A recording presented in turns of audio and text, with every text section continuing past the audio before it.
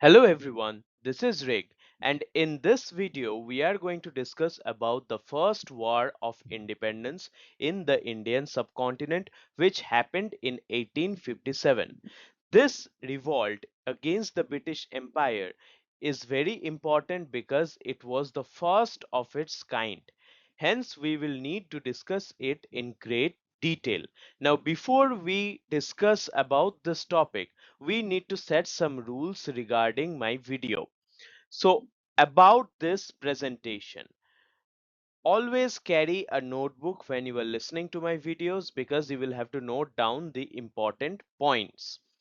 And this video will contain detailed explanation, hence it will be long. The keywords and all the important points will be written down per slide per topic, and the writing will be done with my handwriting, and I am using a pen tab for this, so my handwriting will not be that good. Please bear with me.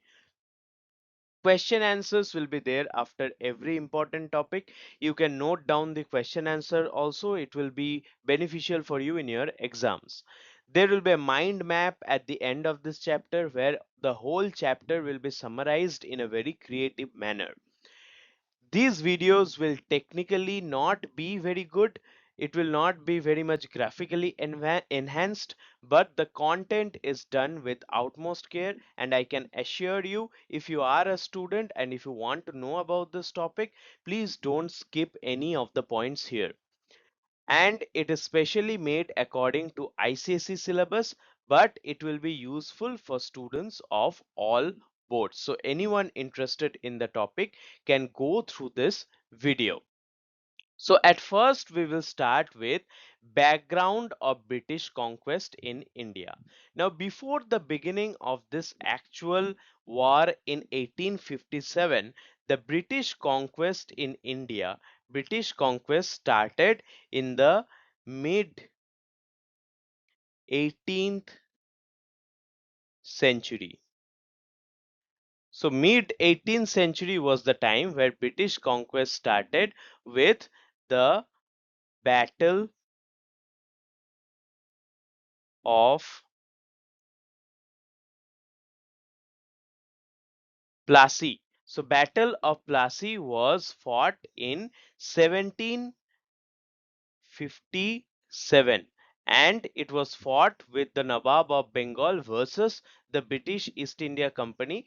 With that point, the British conquest in India started. Now before this revolt of 1857, no section of the society was happy with the British rule. So British rule was resented by all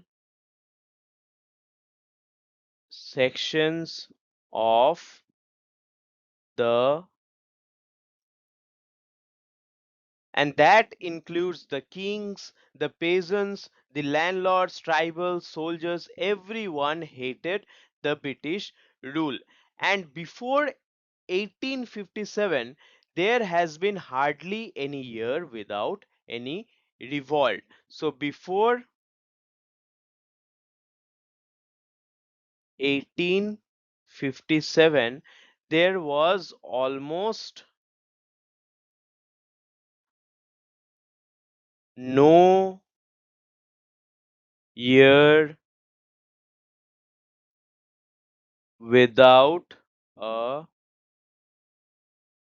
revolt. So revolt was there almost every year, and these revolts were against the British policies and actions that harmed the Indian interests, and also the actions that harmed the Indian sentiments.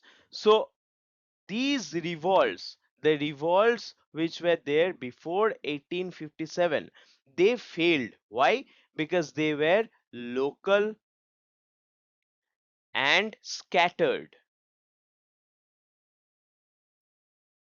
and also isolated. So the revolts before 1857 were local, scattered, and isolated. There was no communication between the people. That is why it didn't succeed. And they, but instead of getting major success, what did they do? They created awareness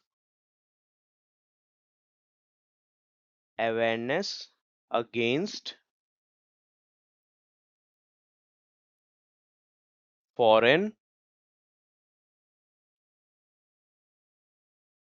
rule. So this is all about the background of the revolt of 1857. Now we will go through a question. What was the nature of the revolts against the British before the First War of Independence? So the revolts were local, scattered, and isolated. They were directed against the British policies and actions that harmed different sections of Indian society.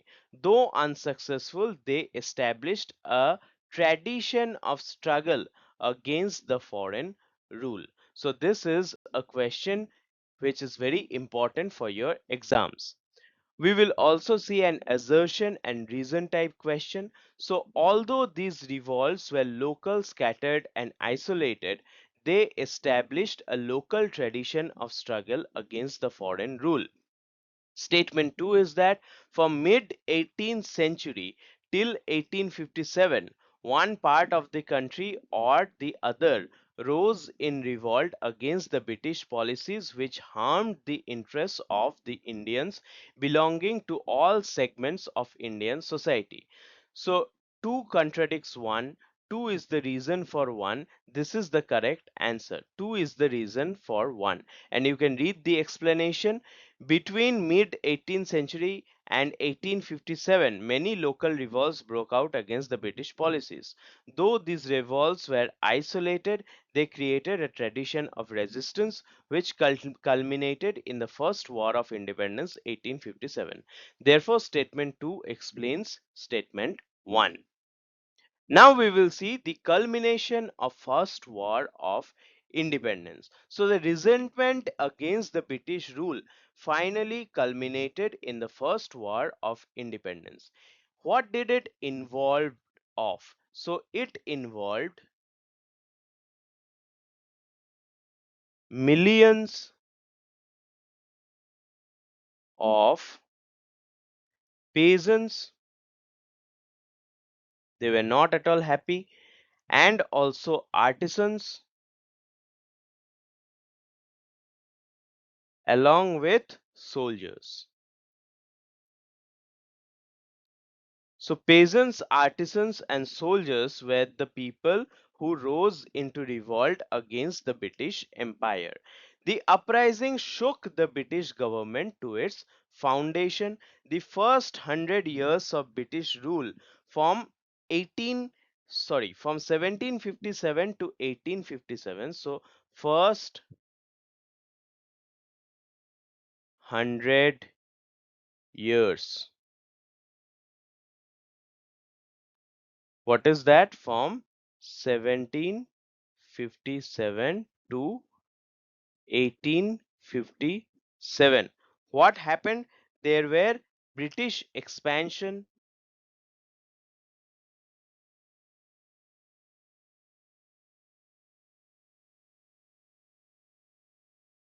What else?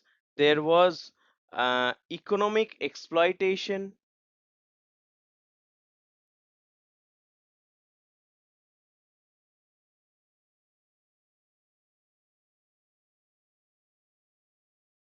And also there was administrative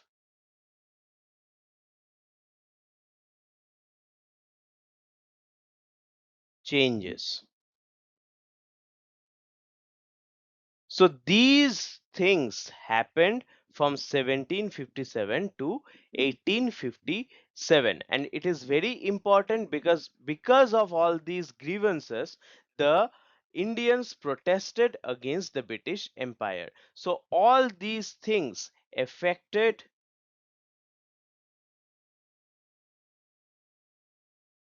every section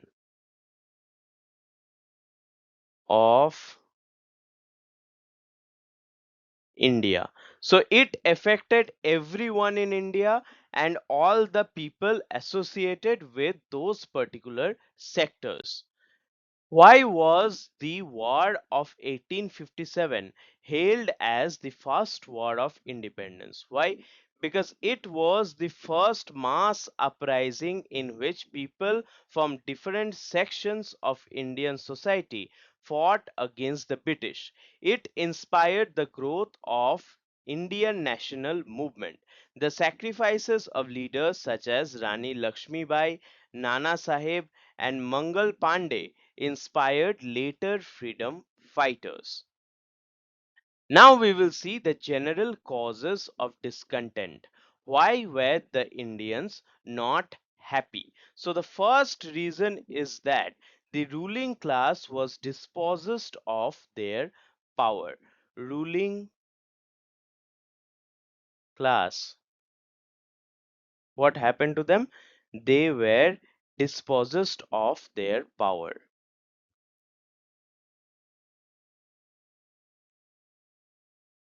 Dispossessed of power. So they enjoyed a lot of power and suddenly they had no power at all. So the ruling class was not very happy. Then we come to the next important class, that is the peasantry. What was wrong going on with them? They were deprived of land rights. The permanent settlement, rietary settlement, all these hurt them a lot. Then the artisans,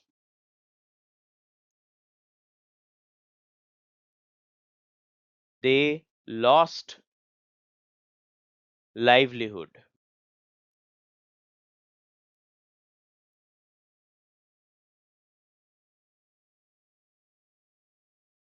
Then we will come to proper geographical areas. The middle and upper classes, especially in northern India, were annoyed because they were excluded from well paid higher posts in administration. So middle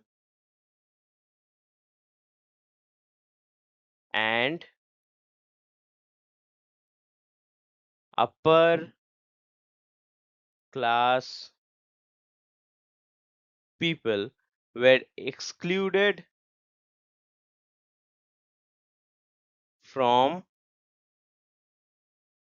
higher post jobs.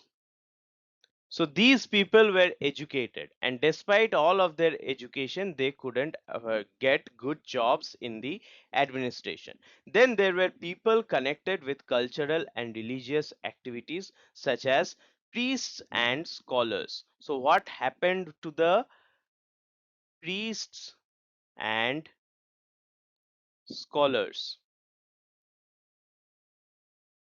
They lost their income. So the priests and scholars did not have income anymore because they were mainly supported by the ruling class. Always remember this, the ruling class supported the artisans and the priests directly. So if the ruling class is going down, the priests and the artisans will also not have anywhere to go. And then we have the most important part, that is, what was wrong with the soldiers? The soldiers were very angry because they were paid low salary. Also, they had a very hard life because constant war was going on everywhere and they were victims of ill treatment.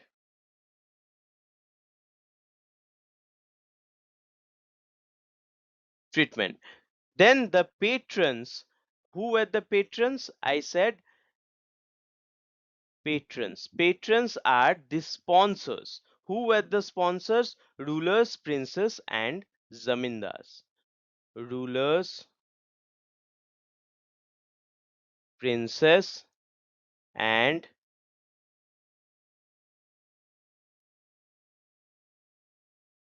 zamindars. All of these people supported the artisans and the priests and scholars. But from now on, they are powerless, hence, the priests and scholars are also not getting anything out of it. So, that was the general causes of discontent in between Indian people against the British Empire. Now, the main causes behind the revolt of 1857 were the political causes, and it did not happen in a single day. There were many reasons behind the people getting angry politically against the British Empire. The main cause was territorial expansion. Territorial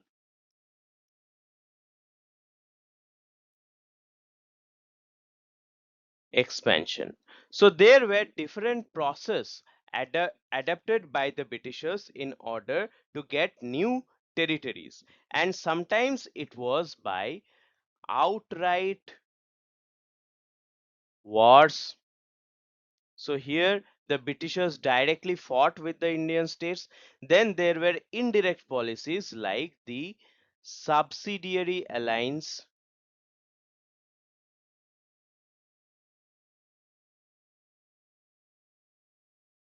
and also we have a very morally lapsed policy, that is doctrine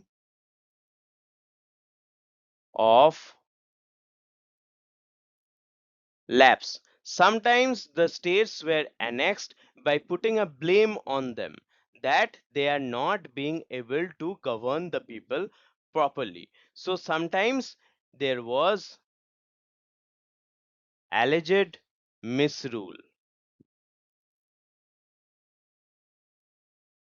So these were the four techniques used by the Britishers in order to capture a territory. We will discuss all these techniques one by one. So mention two political causes of the First War of Independence. The British policy of expansion through annexation of Indian states, the doctrine of lapse introduced by Lord Dalhousie. So these were the two political causes.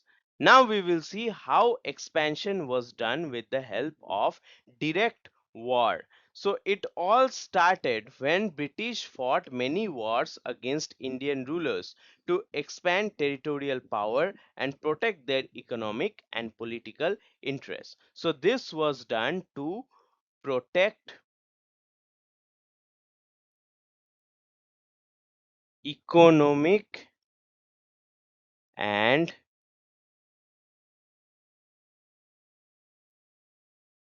political interest. So everything was about money. For example, the Battle of Boxer in 1764. It established the Britishers as masters of Bengal, Bihar, and also Odisha. Okay, so Battle of Boxer was very much important. Next, we have to discuss the Anglo-Mysore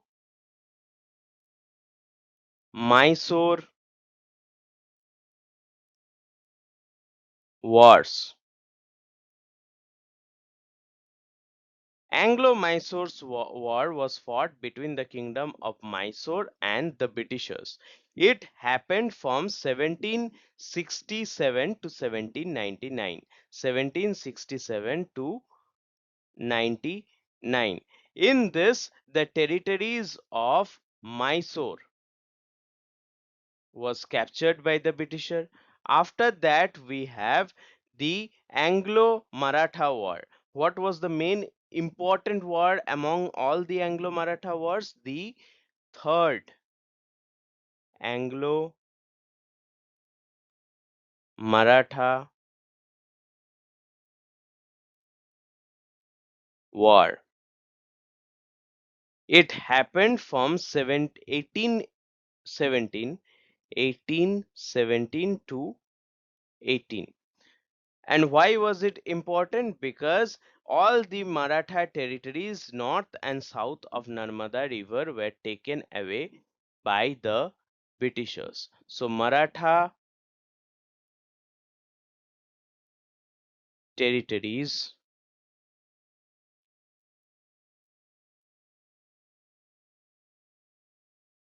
north and south of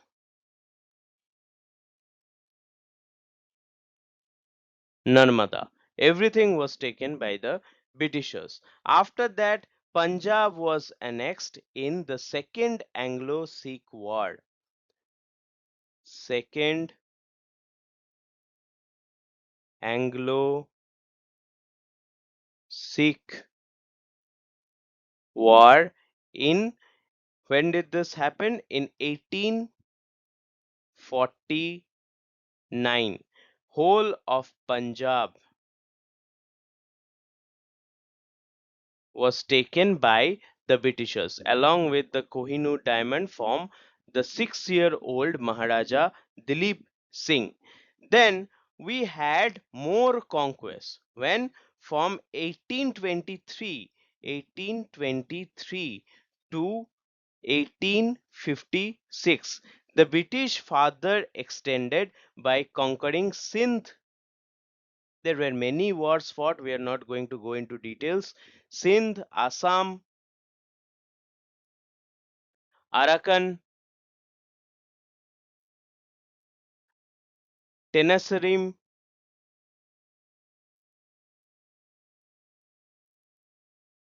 and Pegu. Where is Pegu? In Myanmar.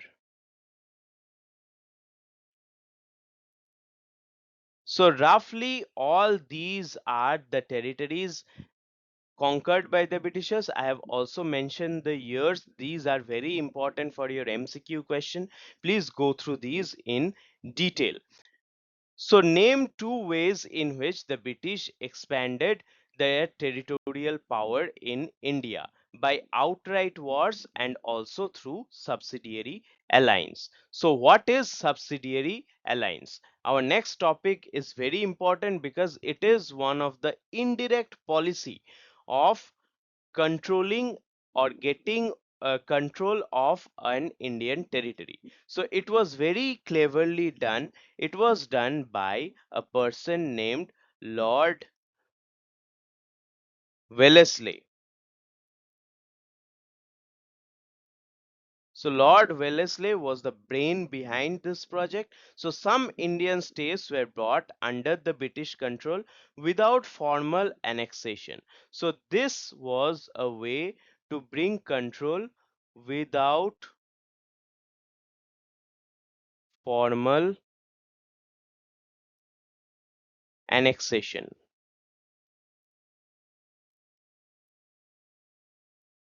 Formally, the state was important, but independent, but it was independent only in paper. So it was an agreement between the East India Company, agreement between East India Company and Indian princely territory or princely states.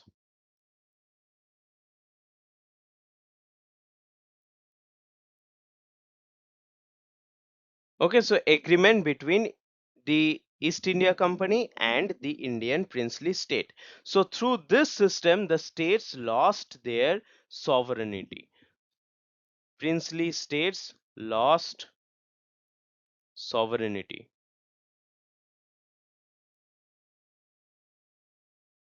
means their independence.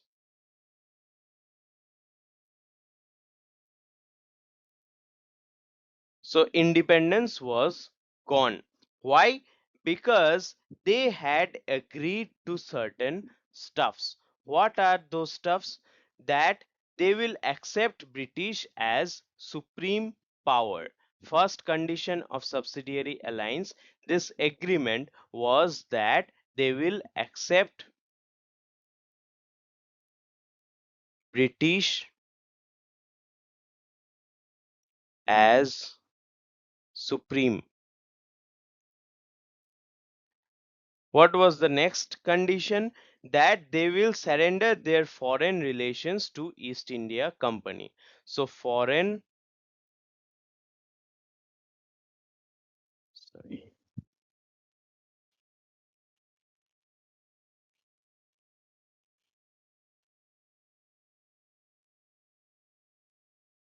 foreign relations to East India Company means they will not be able to make any kind of deal with any other princely state or even any other foreign powers without the knowledge of the British East India Company. So they will not enter into any alliance.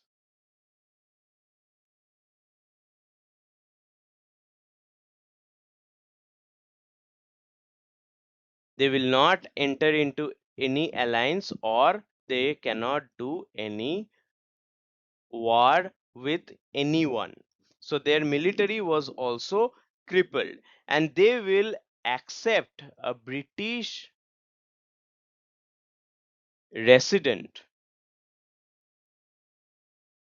So a Britisher will stay in the court, stay in the court and act as a spy of East India Company in the court of the princely state. So a British officer they will have to keep in their own territories and they will not employ any European without consulting the company. So no European employment because these princely states may crack a deal with the French people or the people of Portugal.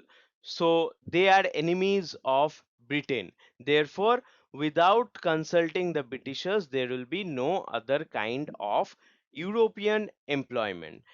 Then, the most important thing is that they will have to maintain British troops. British troops in the court, but the cost will be paid by them, the princely rulers themselves. So, own cost. So, British troops will be there in their territories, but Britishers will not pay to the troops. Who will have to pay the salary of the troops or anything related to the troops? The princely states. So, they virtually lost independence. So these are the conditions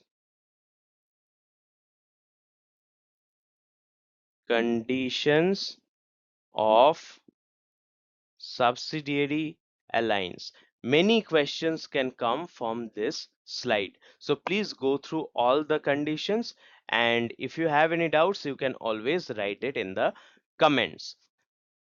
Now we will see what states were brought under the British rule with the help of subsidiary alliance. So it all starts with Awadh. Awadh was brought under the British rule through the Treaty of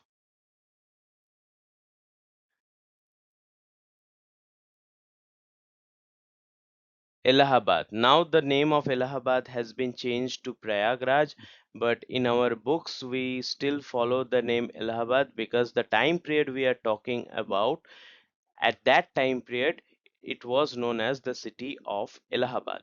So the Treaty of Allahabad in 1765, after losing in the Battle of Boxer, where Awadh was a party against the British Empire, Awadh had to surrender most of its powers to the Britishers through the Treaty of Allahabad. So the company agreed to subsidiary alliance with Allahabad in 1765. The Nawab of Awadh had to pay for expenses of defense because to maintain the troops. Then Awadh was later annexed on, so Awadh was later annexed on 1856. How was it annexed? That we will discuss later. So, other rulers of the states that accepted the subsidiary alliance, who were the other rulers all over India? So, firstly, we have the Nizam of Hyderabad. Then we have Mysore. After losing in the Anglo-Mysore War, the ruler accepted. Then we have Tanjore, it is one of the southern states. We also have Sindhia, Jodhpur, Jaipur, Macheri, Bundi, and at last Bharatpur. So these were all the states who fell into the trap of subsidiary alliance. So please remember like two, three names so that if the question is asked about who were the states who fell victims of subsidiary alliance, you can answer that. So, what was subsidiary alliance? Name two Indian states brought under the British control using subsidiary alliance. It was a system introduced by Lord Wellesley. Indian rulers accepted British as the supreme power, kept British troops in their own expense, and accepted a British resident, surrendered their foreign policy, and virtually lost their independence. Who were the two states? There were many states, but we can name any two: Awadh and Hyderabad. Why Awadh and Hyderabad? Because these were the first two states to be captured by subsidiary alliance. It doesn't mean that you cannot write any other state. Obviously, you can in your own choice. Next, we have an assertion reason question based on subsidiary alliance. So the first statement is that British policy of territorial expansion and gradual annexation of the native Indian states was one of the major grievances of the Indian rulers. Some states were brought under British control without actually being annexed. Options. What are the options? Two contradicts one. However, we will go directly to the correct answer. Two is the reason for one. Why? The subsidiary alliance enabled the British to control Indian states without formally annexing them. This policy formed part of the British program of territorial expansion and became a major grievance of the Indian rulers. Hence, statement 2 explains statement 1. So, 2 is the correct reason of 1. Now we will see another important policy through which Britishers got territorial expansion, that is doctrine of lapse, and this project was the brainchild of Lord Dalhousie. So Lord Dalhousie was the person behind this project. He was the Governor General of India at the time. So according to this doctrine, if there is no male heir, then the kingdom will pass on to the British East India Company. So no adoption of sons. In olden days, even today, few couple may not have naturally born sons or daughters. So it was an usual practice in the Indian subcontinent that if a couple is not having a son for a very long time, they will adopt another like little child as their son, and that child will be recognized as the to the throne. But the Britishers prohibited doing that. So no male heir will be accepted, only the natural born sons will be accepted as rulers of a kingdom. So right of adoption became meaningless. So according to this doctrine, if an Indian ruler died without a male heir, its kingdom would lapse and come under company territory. So kingdom would lapse. That is why it was called doctrine of lapse. So we will discuss the case of Jhansi. What happened in Jhansi? The ruler died in 1853. Ruler died. Okay. His widow Rani Lakshmi Bai was pensioned. Widow Rani was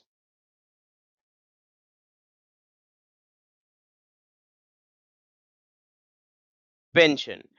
The adopted son Anand Rao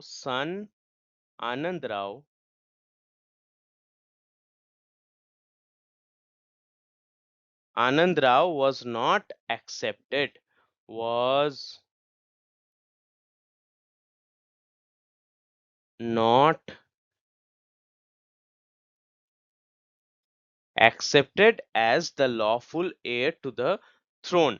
What were the other states? Other states. So if you are happy with subsidiary alliance but the Britisher needs to control your territory, they will use doctrine of lapse. So who were the other states who fell victim to doctrine of lapse? There was Satara, Jethpur,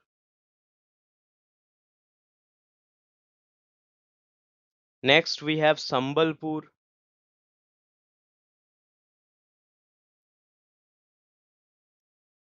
Udaipur,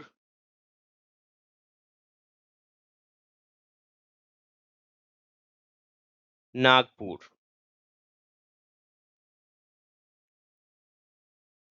So these were all the states who fell victim to the doctrine of lapse. So doctrine was also used to take away pensions and titles of some rulers. Doctrine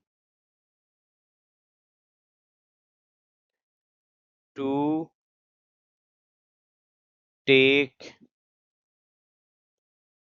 away pensions and titles. So this was also done using doctrine of lapse. So regal titles of the Nawab of Carnatic. One example of this is Nawab title, titles of Nawabs of Carnatic was taken away by the Britishers. So thus it caused discontent among the people, and Indian historians have described it as, this is very important, lapse of all morals. Why?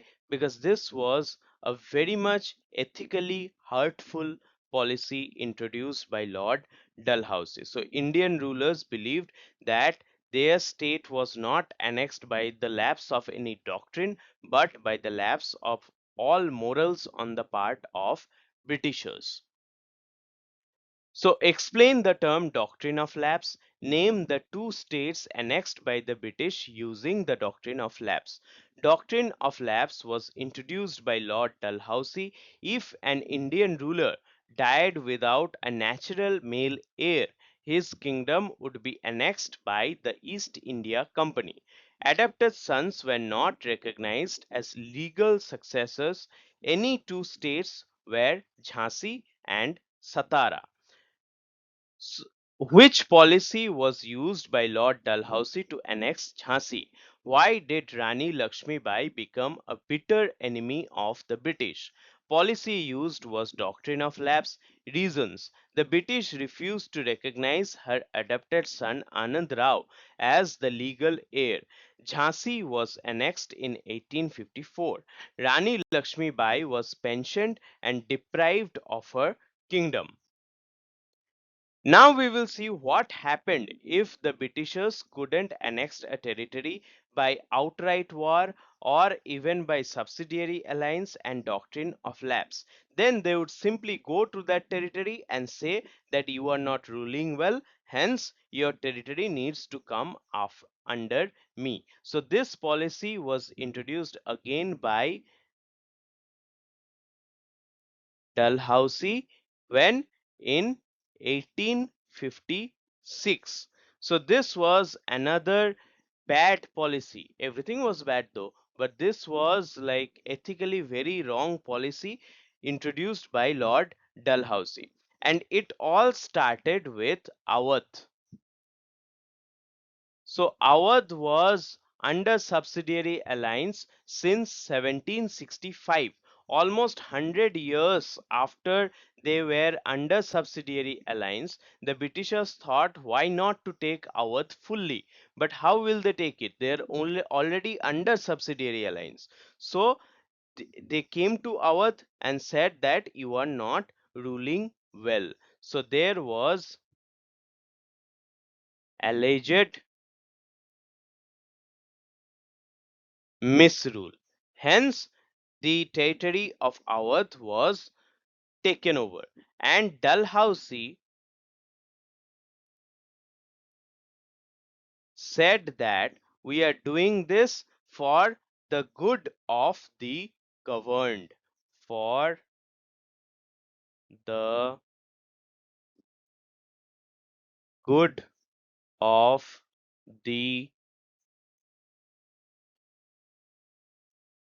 governed. So this is the reason we are taking over Awadh. So in reality, people of Awadh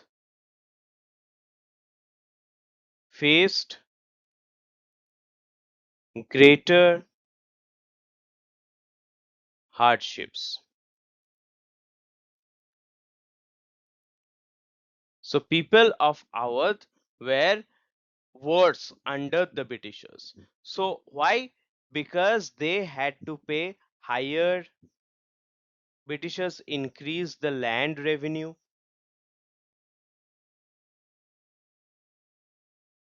What else did the Britishers do? They added additional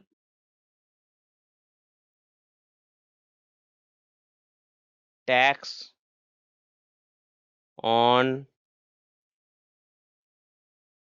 food. Then what? They added tax on houses.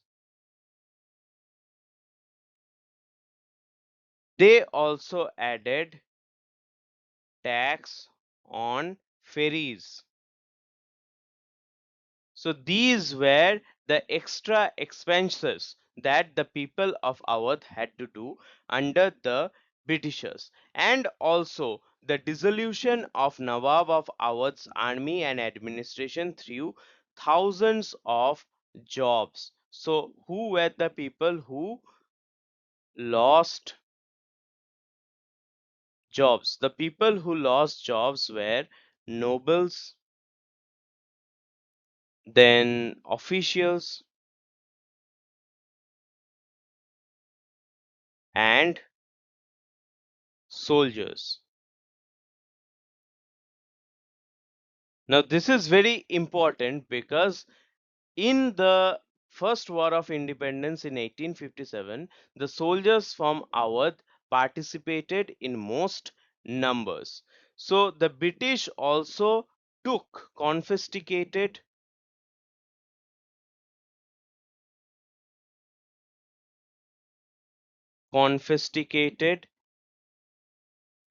estates of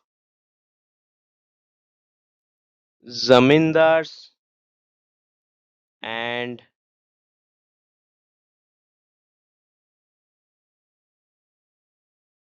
sorry of zamindars and talukdars.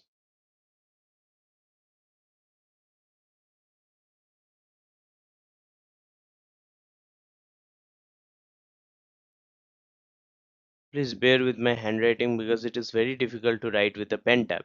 And maybe most of you have left watching my video by now, so it doesn't matter what I write, sadly.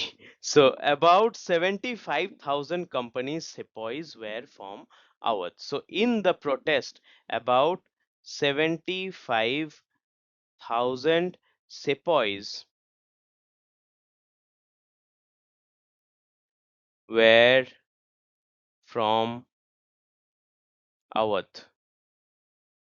So you can understand the scale of grievance against the Britishers because Awadh was captured by the Britishers. So their homeland came under foreign rule. Their families had to pay higher taxes, and the annexation hurt their financial position. The humiliating disposition of Nawab and angered the people. So people were angry. Not only the Nawab, the general common people were very angry on the Britishers because the Nawab was apparently ruling well. So mention two consequences of the annexation of Awadh. The people of Awadh had to pay higher land revenue and additional taxes on food, houses and ferries. The Nawab's army and administration were dissolved, throwing thousands of nobles, officials and soldiers out of jobs. State any two consequences of disbanding of the armies of the annexed state by the British. Thousands of soldiers became unemployed. The employment of the unemployed soldiers joined the revolt of 1857 against the British. Now we will go through an assertion and reason question. Lord Dalhousie justified the annexation of Awadh as for the good of the governed. The people of Awadh had to pay higher land revenue and additional taxes on food, houses, and ferries. So, one and two statements are independent of each other. Explanation. Statement 1 refers to Dalhousie's justification of annexing Awadh. Statement 2 describes hardships suffered by the people after the annexation. Both statements are true, but one does not explain the other.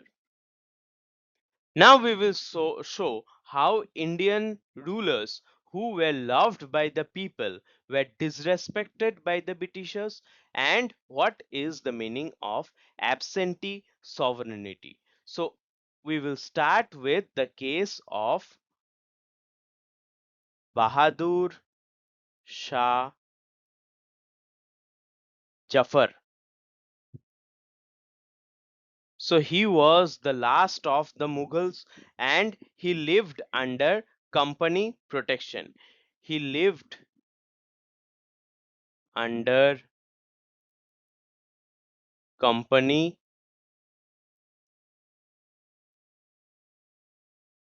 protection, sorry,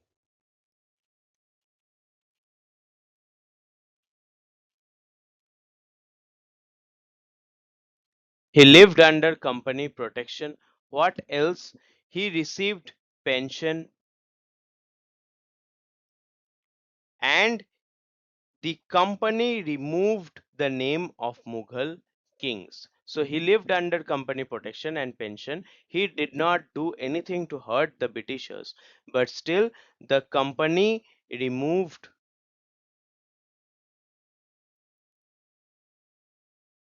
his name from coins.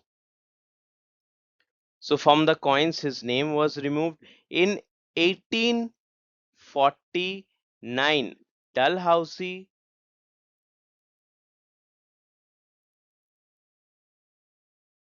did something dangerous. He said that he could not use the Red Fort as their palace. So Red Fort the official had been the official residence of the Mughal rulers since the time of Shah Jahan.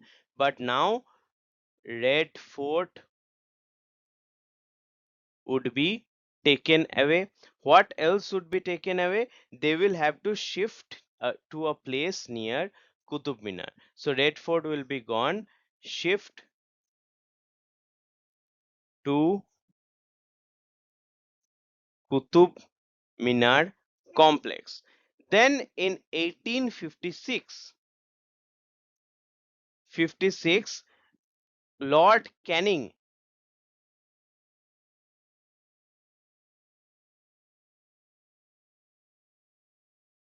what did Lord Canning say?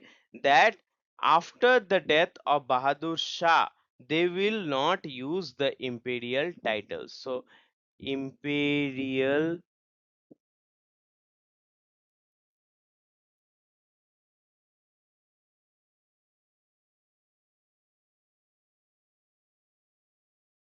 titles no more, and the next after the death of Bahadur Shah, the princes will not be will not be emperors anymore. So thus Mughal sentiment was hurt. Zeenat Mahal, the wife Zeenat Mahal, the wife of Bahadur Shah, began plotting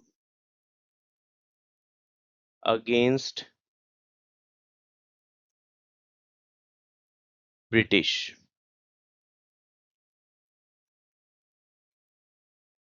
She began plotting against the Britishers. Now we will see what happened to Nana Sahib.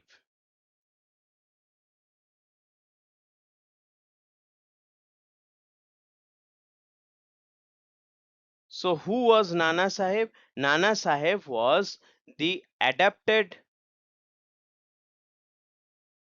son of Baji Rao II. So he was the adopted son of Baji Rao II. Who was Baji Rao? The last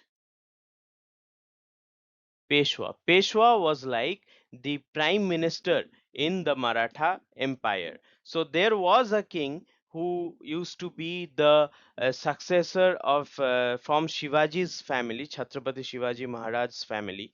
But later on, it was the Peshwa who controlled the kingdom. So the last Peshwa was Bajirao II, and the British refused to grant him the pension paid to Bajirao II. So Britishers said no pension to Nana Sahib. This was widely resented, and Nana Sahib will be forced to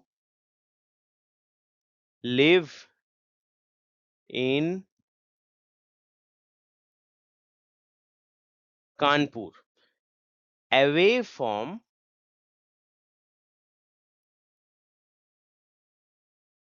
Pune. Pune was like the capital of the Peshwa rule.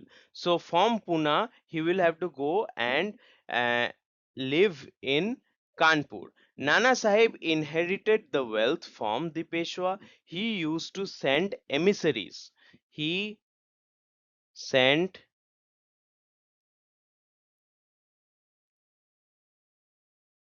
emissaries to different parts of India. So he wanted to get support from different parts of India and also traveled from traveled from Delhi to Lucknow. For what? To gather support. Other Indian rulers, even those not directly affected, became suspicious of their future. So, people who were loyal to the British, their kingdom was also taken away. So, people who were uh, who were not in any tension, who did not have any kind of problem, they were also under suspicion that Britishers can come any day and take my territory. Then there was the case of absentee sovereignty.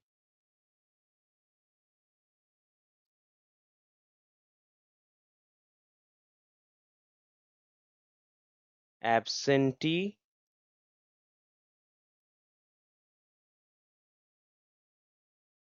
what do you mean by absentee sovereignty?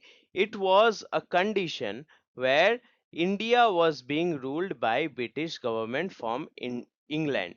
So ruled from England. And people didn't like this system. So rulers such as Mughals had settled in India after conquering it. The revenue collected was being spent in India, but under the British rule, they were ruled from England, and there was drainage of wealth. So wealth was being taken away to England, and there was no welfare for Indians. So this is called absentee sovereignty, means being ruled from a faraway place. All the wealth of India was being taken to that place, and the wealth of India was not at all being used for India's benefit. State two announcements which adversely affected the Mughal dynasty in India.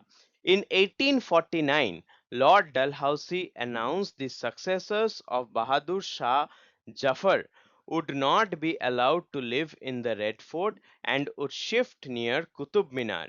In 1856, Lord Canning declared that after Bahadur Shah Jafar's death, his successors would not use the imperial title and would be known only as princes. Give the meaning of absentee sovereignty. Why was it resented by the Indians? So, absentee sovereignty means India was ruled by British government from England. This statement becomes very important. Thousands of miles away. Reason for resentment: India's wealth was drained to England instead of being used for the welfare of Indians. That is why absentee sovereignty was resented by the Indians.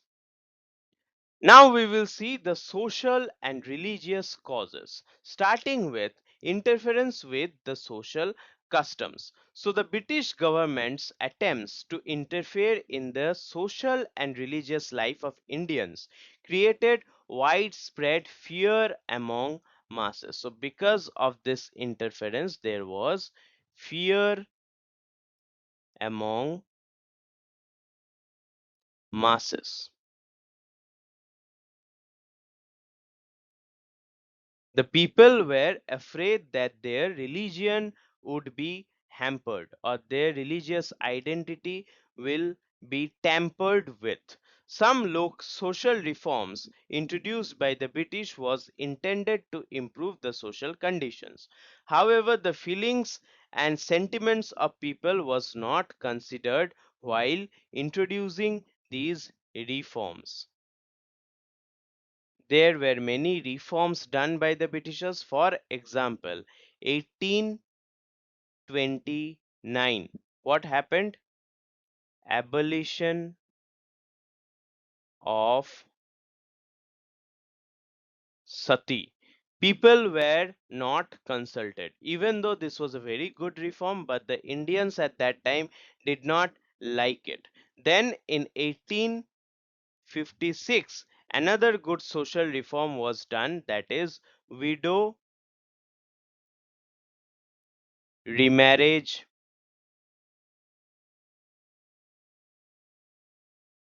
Act. Then there was sorry, there was Western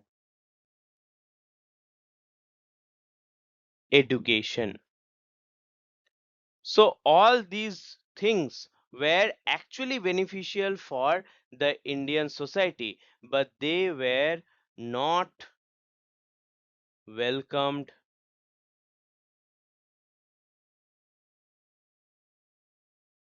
by the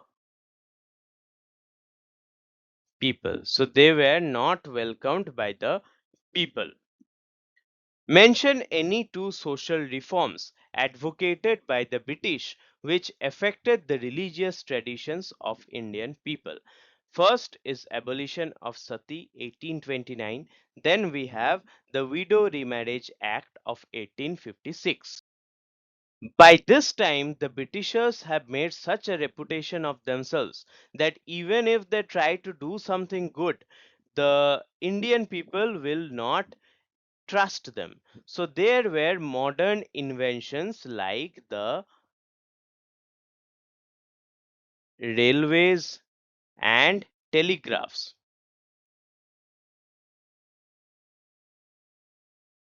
Now these were beneficial for the Indian society, but the Indians did not like it because it was firstly beneficial not for the Indian society, it was beneficial for the Britishers only. So regarding railways, there was a rumor that it was done to destroy caste system. And regarding telegraph, there was a rumor that poles will be used to hang people. So telegraph posts will be there to hang people who are against the British rule. Thus, the Orthodox Indians observed that railway uh, coaches had people of all caste sitting together.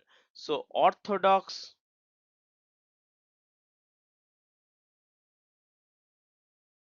people didn't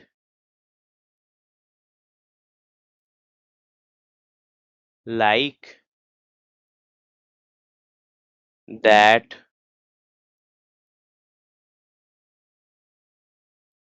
railways had everyone sitting together. So everyone was sitting together means there will be no caste, sorry, no caste distinctions, which was not at all in accordance to the system which the Hindus followed for a very long time. So they believed that these practices would defy caste rules and customs. Consequently, many Indians also they viewed these innovations with suspicion, linked them to interference in religion. So people didn't like interference in religion. No interference in religion. So, what were the apprehensions of the Indians about the introduction of the railways? People believed that railways would destroy caste distinction because passengers of different castes traveled together. They suspected that the British had introduced the railways to spread Christianity and interfere with Indian religion. Then there was uh, Now we will go through a discussion of an assertion and reason based question. The British introduced modern innovations like railways and telegraphs in India in mid 19th century. The British introduced these innovations to modernize India. So one is true but two is false. The British did introduce railways and telegraph during the mid 19th century. However, Indians believe these were introduced mainly to strengthen the British administration, communication, and military control, not simply to modernize India. Therefore, statement 1 is true while statement 2 is false. So there was also a policy of racial discrimination against the Indians. The British behaved arrogantly towards Indians. So Britishers were arrogant.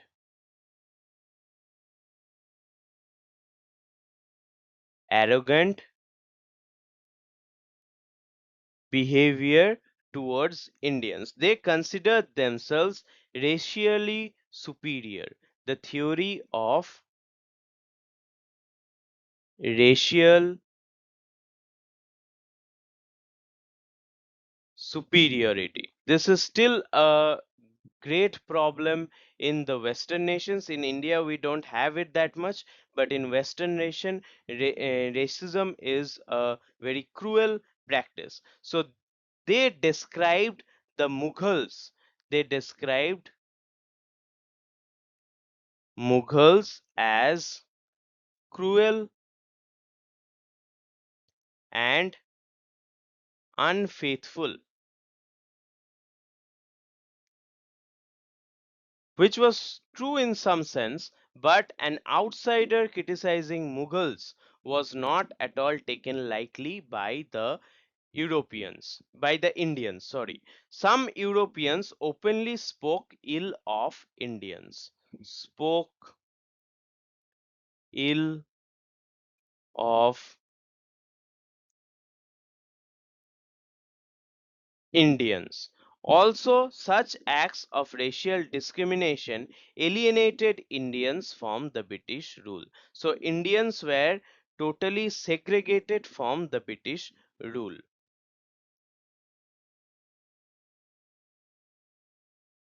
Sorry.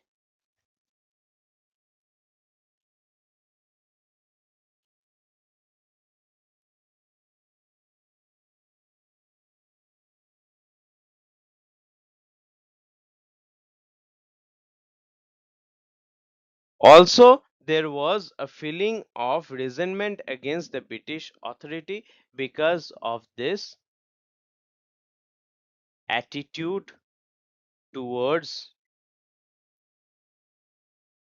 Indians. So this was the racial discrimination faced by the Britishers. Mention any two measures which point to the policy of social discrimination followed by the British in India. Indians were excluded from higher administrative posts. Europeans treated Indians as racially inferior and insulted and humiliated them. Now we will see what was wrong with British administration, starting with corruption, and then we will discuss how the poor people in India were oppressed. So there was corruption in administration. Why? Because the officials were corrupted. Officials were corrupted. What else was wrong? The wealthy escaped punishment. So wealthy people were not punished and the officials of East India Company was very much corrupted. So what happened to the poor? The poor people were jailed, oppressed and tortured. So that was all about the corruption of East India Company. We will see in detail how the poor people were oppressed. So the judicial system enabled the rich money lenders to imprison cultivators. Money lenders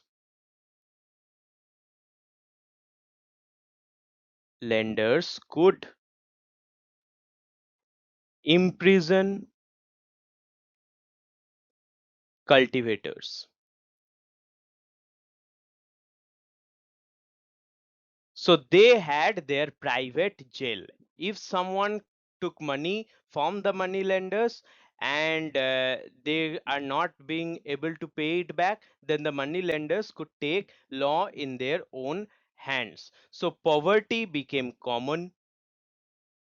Poverty was there everywhere. People did not have food to eat. People did not have money to buy food. Then growing poverty created resentment. Resentment against the British rule, and along with that, many poor people joined the uprising of 1857.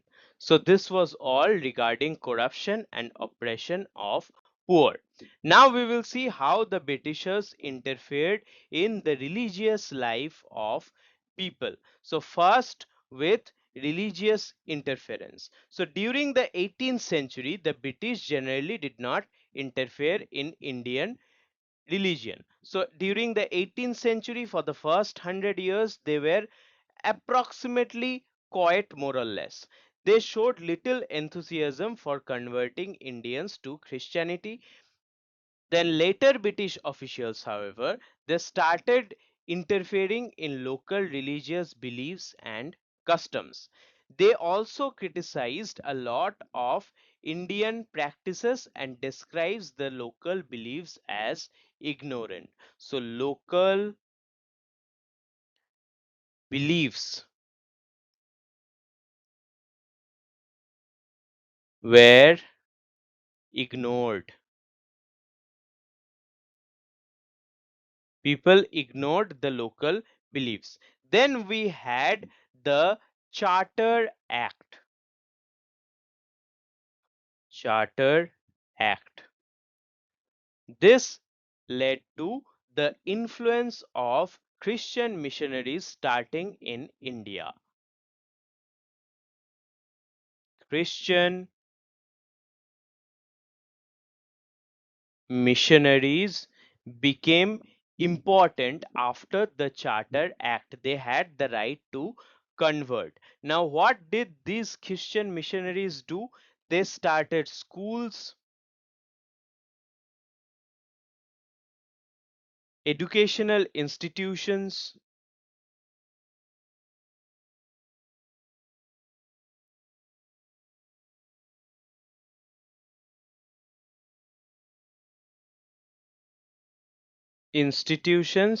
and also they started many social activities.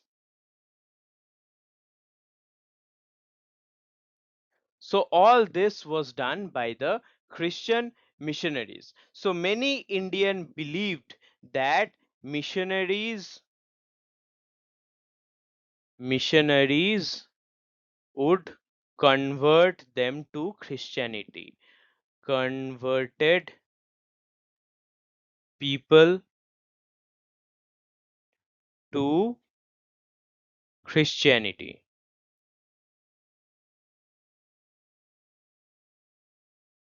They converted people to Christianity, and this created suspicion towards the Britishers. Suspicion towards Britishers. So that is how the British people interfered in the Indian religion. Now we will see how Western education and taxing of religious places along with law of property changed the feeling of Indians towards the Britishers. So a Western system of education was introduced. English class was established in the Calcutta Madrasa. So there was Calcutta Madrasa. Here people started doing English class. After that, what happened? English classes were also introduced in Benares Sanskrit College. Benares Sanskrit College. It also started English class. Western education was not welcomed by many Indians. People believed that it was an attempt to discourage traditional Islamic education and Hindu education. So, this was considered as an attempt to discourage tradition, both Hindu and Islamic tradition. So, thus, people did not uh, like Western education, and many also believed that it was an attempt to convert to convert the people into Christianity. So, religious institutions also suffered due to British taxation policies. Land belonging to temples, lands of temples and mosques were taxed. So this is for the first time in Indian history. Religious places were taxed, and it happened for the first time in Indian history. So for the first time in Indian history, we find that religious places were taxed, and it also indicating undermining,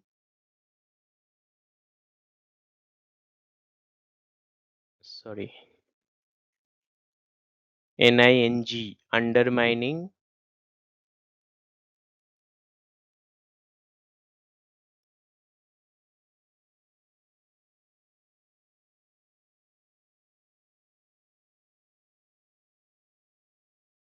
undermining religions. The people did not like it at all. Then we had the law of property in 1850. So this is called Religious Disabilities Act. Religious Disabilities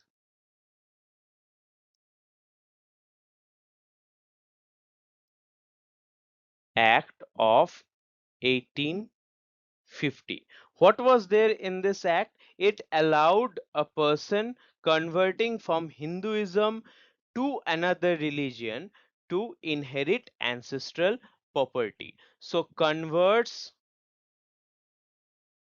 would get ancestral property.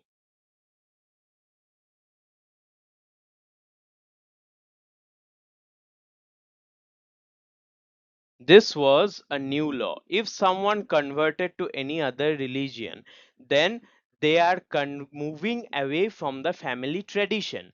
Hence, the family property or family resources will not be given to that person. That was Indian law since time immemorial.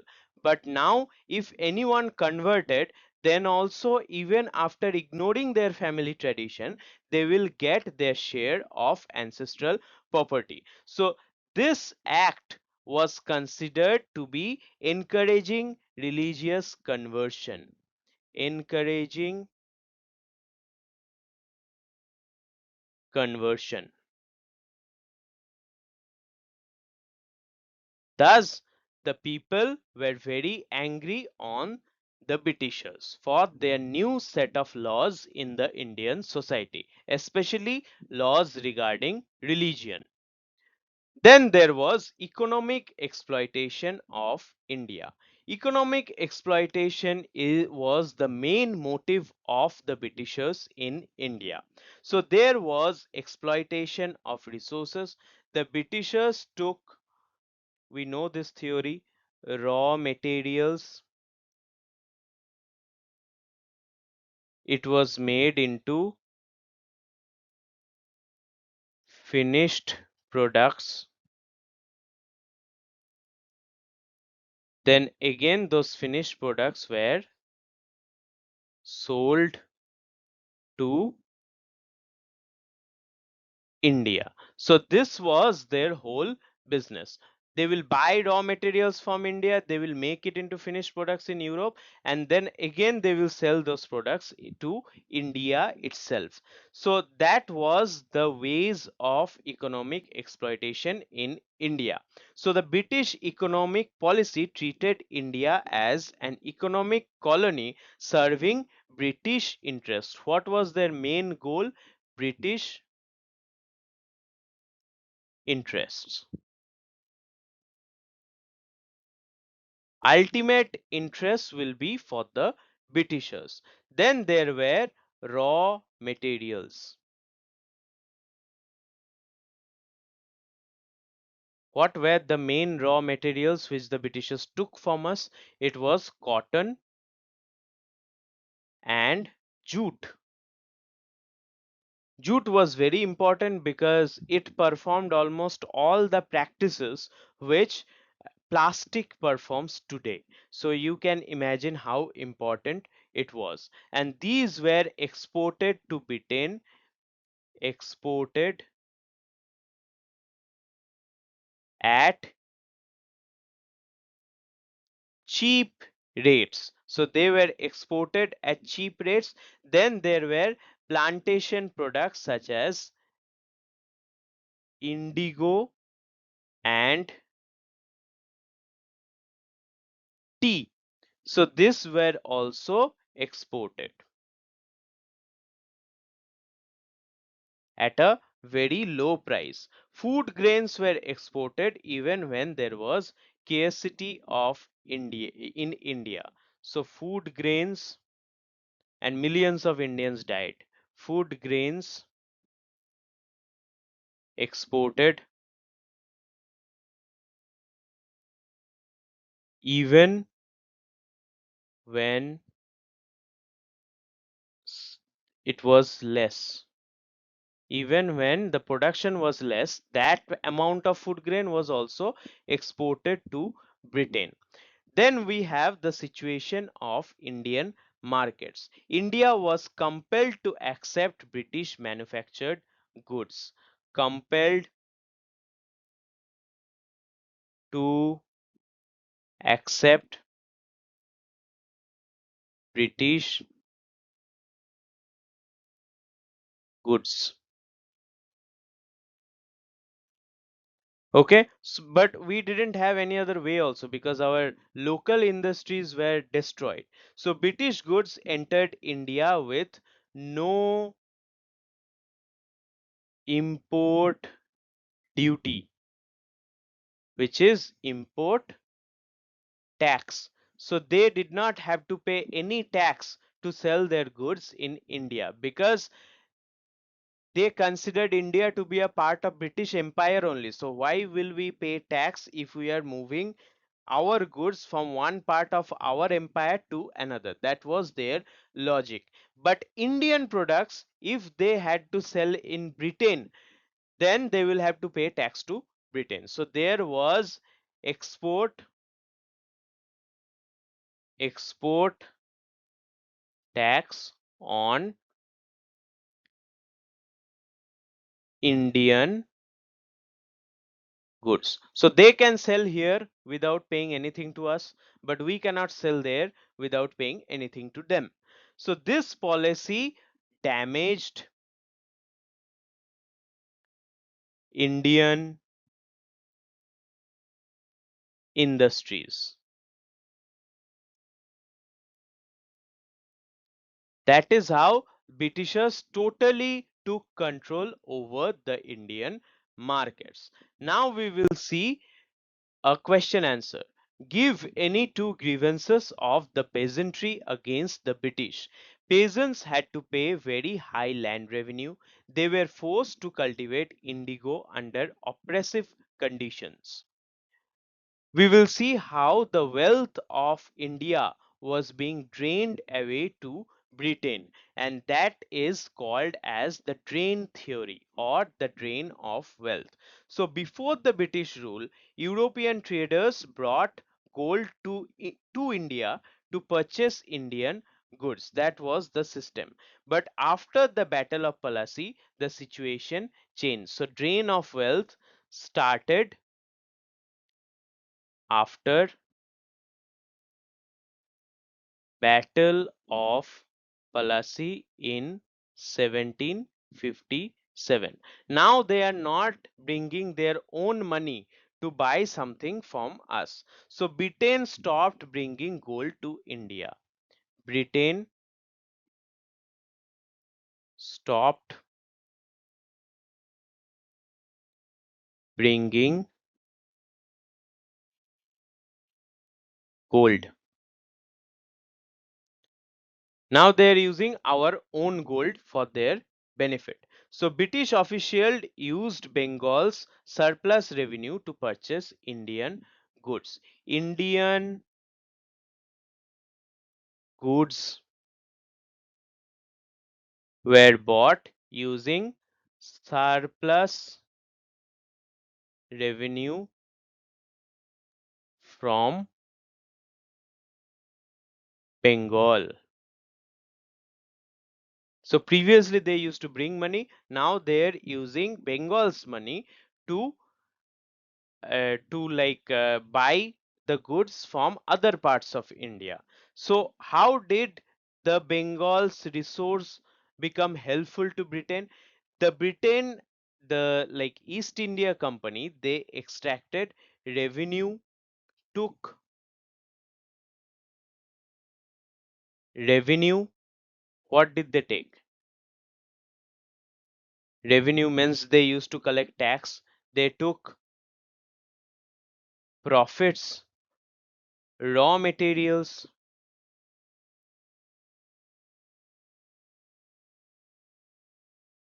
What else? Resources. So they took all these things from India. India received no proportionate economic return. India did not get anything in return.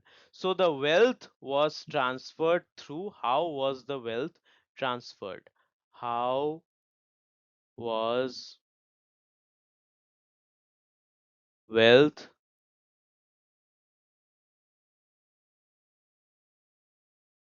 transferred? They were transferred in the form of salaries, pensions, savings, savings, then interests. What else? Purchase, purchasing of British goods. Along with that, expenditure on army. What else? Expenditure on army and administration. So all these were done with Indian money. Hence, the Britishers were taking Indian money to their own countries. Another one important thing was decay of industries. The local industries of India were destroyed. How? Heavy duties, they had to pay huge tax, heavy duties on silk and cotton. They had to pay such an amount of tax that business was going always at loss. So if they want to like sell silk and cotton in Britain, then they will have to pay huge amount of tax for entering Britain,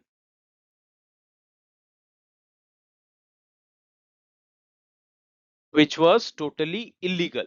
British goods were transferred to India at nominal price. So if the Britain wants to sell something, they can do it easily. So traditional industries like spinning and weaving totally declined. These industries were totally destroyed. Why? Because they couldn't compete with the British main made goods. Thousands of artisans became unemployed.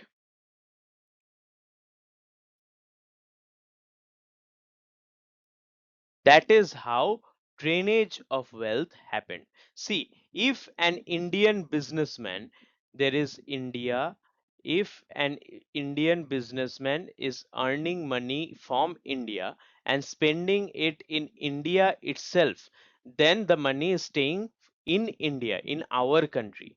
Even if he spends a lot of money, he is spending it in our country. He is paying tax to our government. But if someone is earning from here and going to Britain and exporting or like getting salary from India, taking the money and like spending that money in Britain, then indirectly the money is going out of our country. This was the main practice happening during the British rule, and this was called the drain of wealth. So that is what, and this was made famous by Dada Bhai Nauroji. He wrote a book, Poverty and Un-British Rule in India. He was a mathematician. He calculated everything and showed how much of money Britishers are taking from us each year. So, economic decline of peasantry and Indian indigo cultivators. So, what was wrong going on with the peasantry? So, land revenue was very high, firstly. land revenue was very high. In Bengal, land revenue had to be paid regardless of crop conditions. Regardless of crop conditions. So if you are not producing enough in a year, you won't have to pay tax. This was the system before. But now, whether you can grow crops or not doesn't matter. Tax was fixed. So land revenue was fixed. No part of the revenue was spent on improving agriculture or welfare of cultivators. So land revenue not spent for welfare. Britishers did not care whether you have proper irrigation, whether you are living or dying. They didn't care about anything. So no part of the revenue had uh, like any kind of implication on Indians. So increasing land revenue forced many peasants into debt. So peasants were in debt. They had to borrow money from the money lenders in order to pay tax. Then there was the case of zamindars. Zamindars also often lost their land. Zamindars often lost lands. So they often lost their lands and new landlords exploited the tenants. Then came the new landlords. What did they do? They did more exploitation. So no one cared about the peasants. Then there was, as a result of all this, there was frequent famines.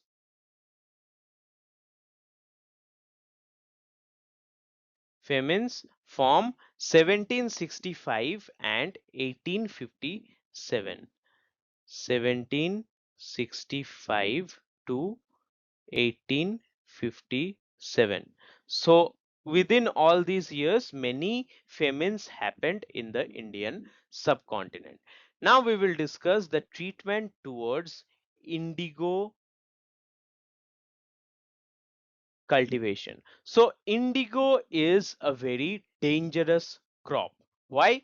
Because people got a lot of profit from indigo. The pollen of the indigo flowers were used to make the color blue, and that blue color was used in the dyeing of clothes. So clothes were colored blue, and that blue originated from indigo. So what was the problem with indigo? Indigo was, even though it was highly profitable, but it decreased the fertility of soil, took away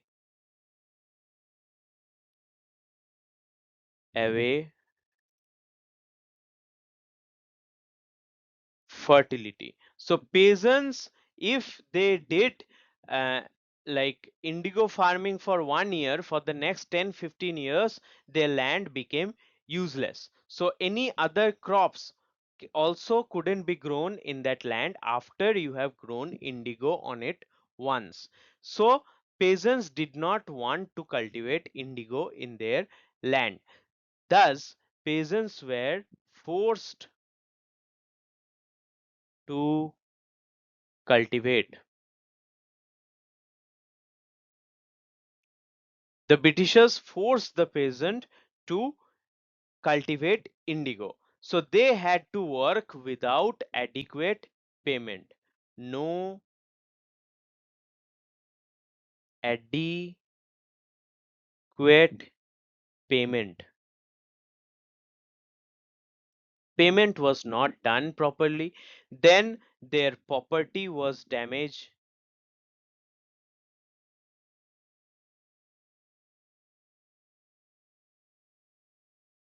Property was damaged. What else happened? Cattles were seized. So their property was damaged, cattle were seized if they did not want to do indigo cultivations. So thus the indigo cultivators became angry on the Britishers because this was called as a poison crop. It destroyed land. Thus there was economic destruction of peasantry and ill treatment towards indigo cultivators. Now we will see how there was growing unemployment in the society and how did the aristocracy decline. So growing unemployment was there because traditional rulers had provided financial support sometimes. So rulers used to support a few section of people like priests, scholars and artisans. They got their livelihood by serving the rulers. But now the rulers are not powerful anymore. So these people, rulers, declined, declined, and these people became unemployed. So without the support of rulers, priests, scholars, and artisans became unemployed. Now, why did the rulers decline? So there, this is called decline of landed aristocracy.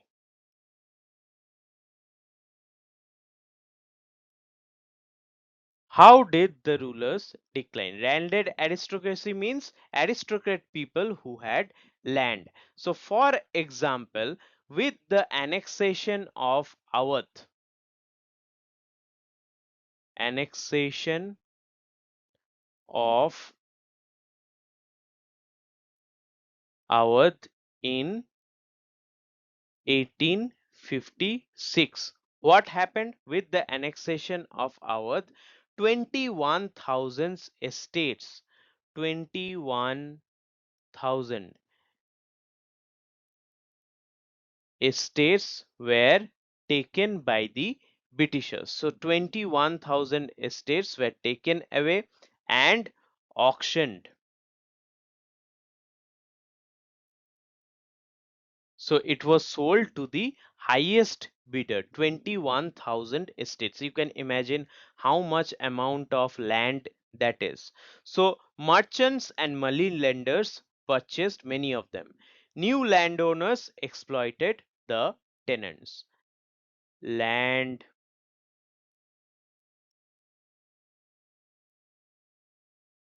owners exploited the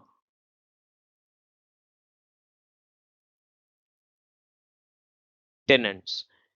The landowners did not like the farmers, always they were thinking about profit.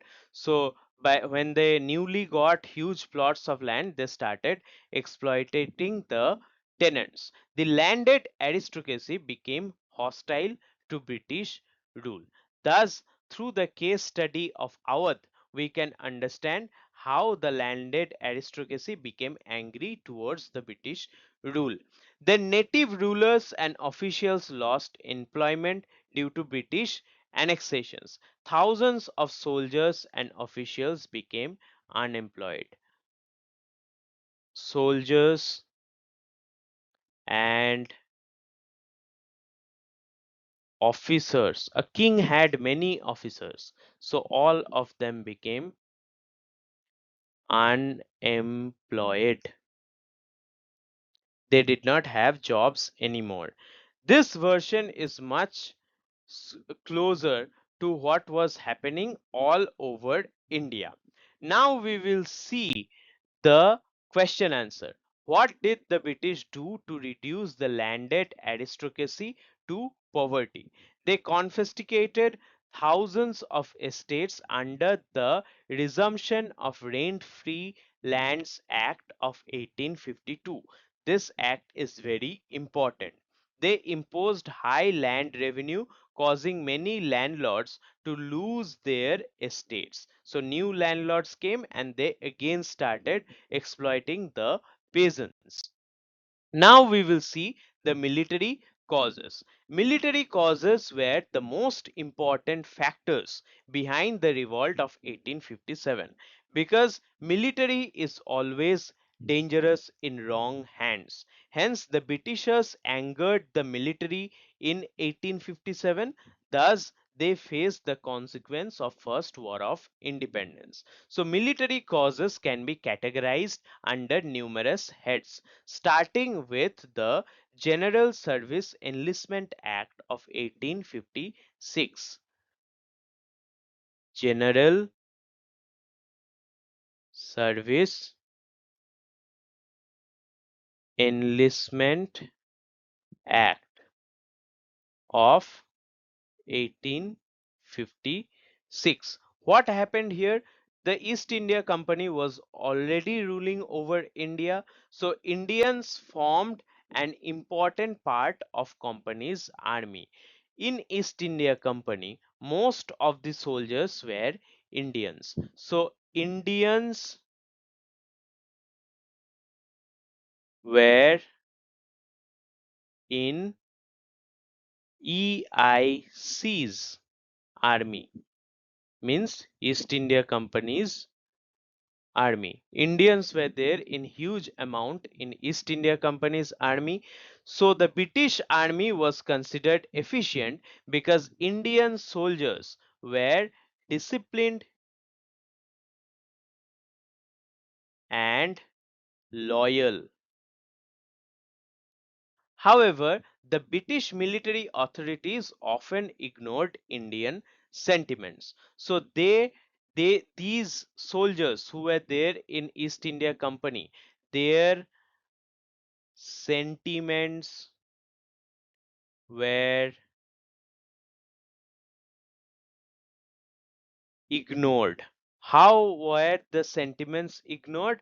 They were forbidden from wearing a few things. Forbidden.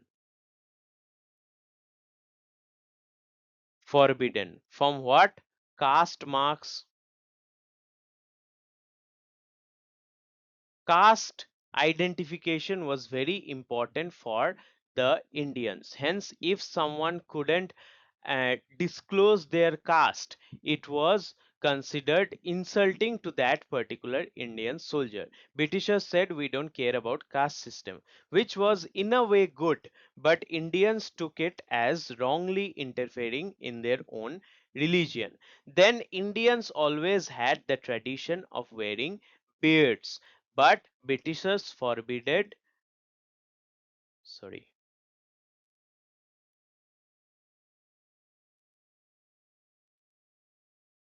Indian soldiers couldn't keep beards anymore and they also couldn't wear turbans.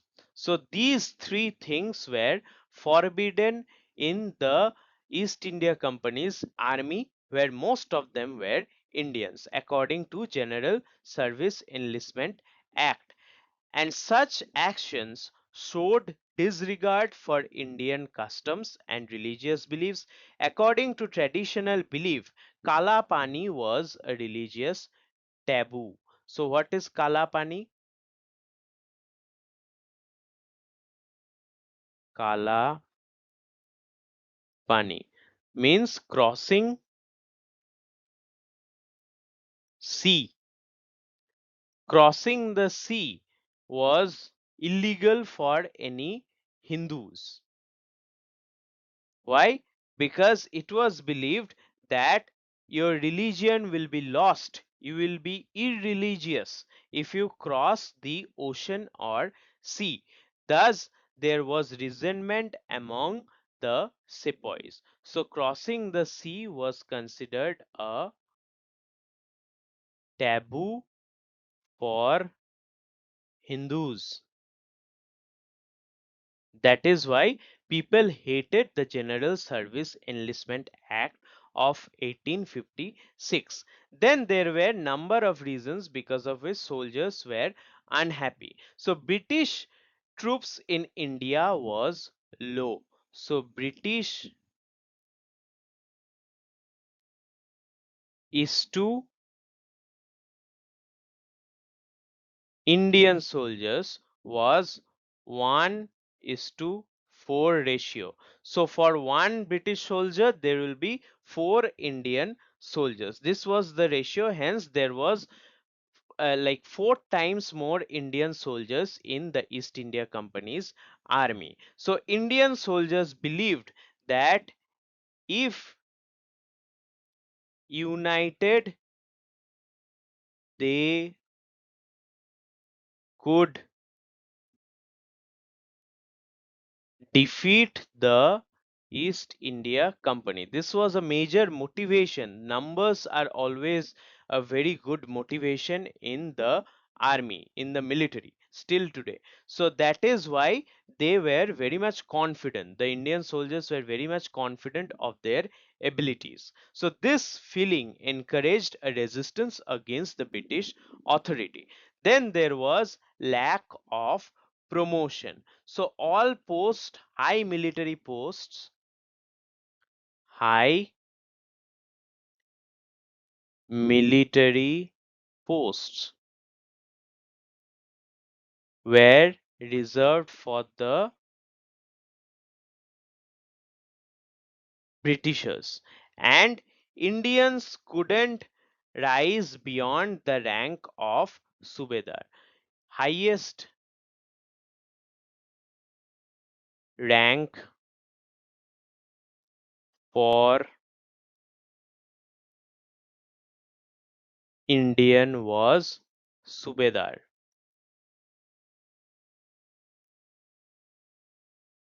They couldn't go beyond the rank of Subedar. This is very important. It normally comes in MCQ exams.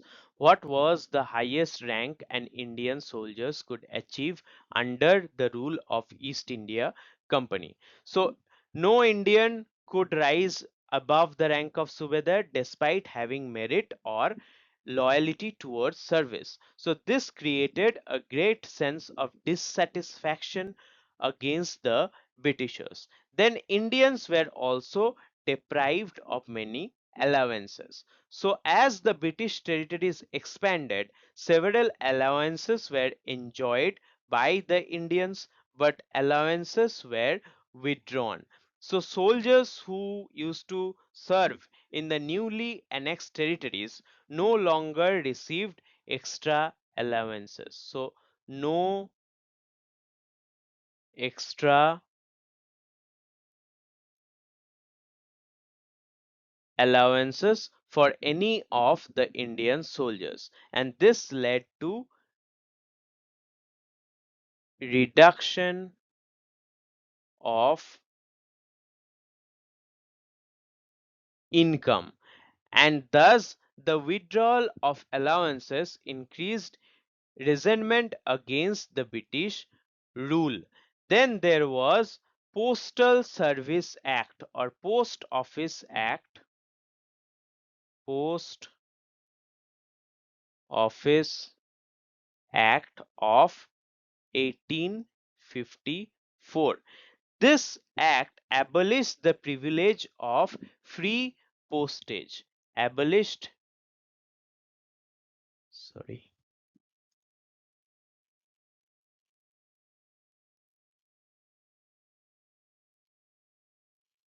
abolished free postage services. So soldiers could post letters or any goods to their houses for free before 1854. Then came the Post Office Act, which took away that privilege from the soldiers, and thus the soldiers were very much angry. Then there were faulty distribution of troops. So important military stations were inadequately protected. British troops were scattered outside India in wars such as the Persian War and the Crimean War. So there was Persian and Crimean wars where soldiers were scattered, means the military was spread too thin. So Indian soldiers noticed that British military resources was very much stretched and they believed that they could be defeated. Then there was poor performance of the British. The British lost, I'm writing it here up, lost two important wars, that is first Afghan war.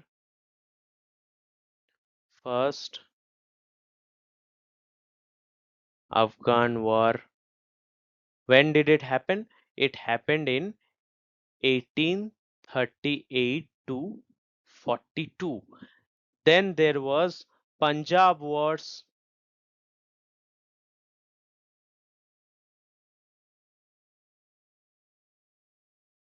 When was Punjab war happening?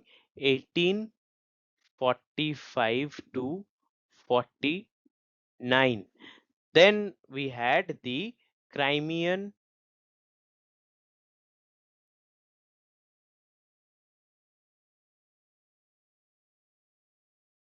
war, which was happening in 1853 to 56. So these wars, Britishers did not do much.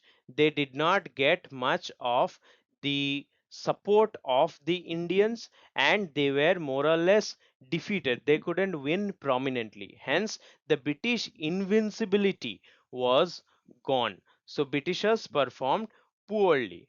Then there was Santal uprising. Santal uprising. Many of the tribals in India fought against the Britishers from 1855 to 56 in mainly the areas of Bengal and Bihar.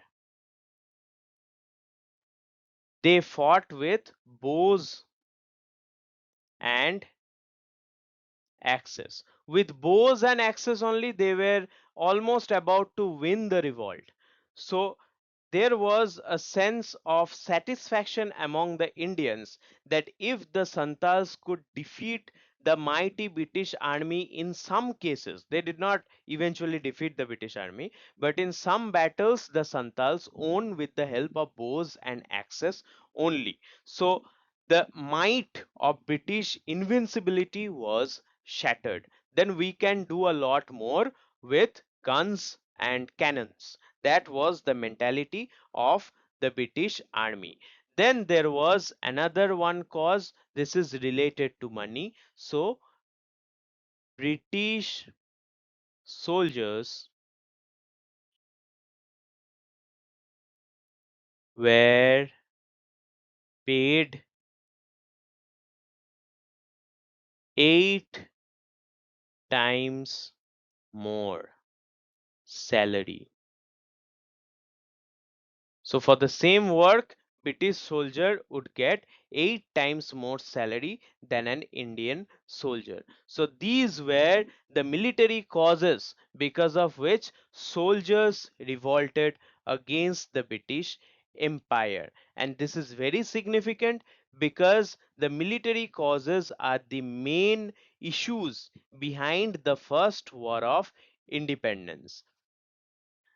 Now we will see a question answer. So what was the provision of General Service Enlistment Act which was resented by the Indian soldiers? Why was it resented? Provision was the General Service Enlistment Act of 1856 required Indian soldiers to serve overseas whenever required. Reason: crossing the sea Kalapani was against the religious beliefs of many Hindu soldiers and was considered a loss of caste. Mention any two grievances harbored by the Indian soldiers which created an atmosphere favorable to the First War of Independence. Indian soldiers received lower salaries than the British soldiers. They had poor chances of promotion and could not rise above the rank of a Subedar. State two effects of the defeat of British in the First Afghan War and the Punjab Wars on Indian soldiers. The defeats created the belief that British were not invincible. Indian soldiers became confident that British could be defeated.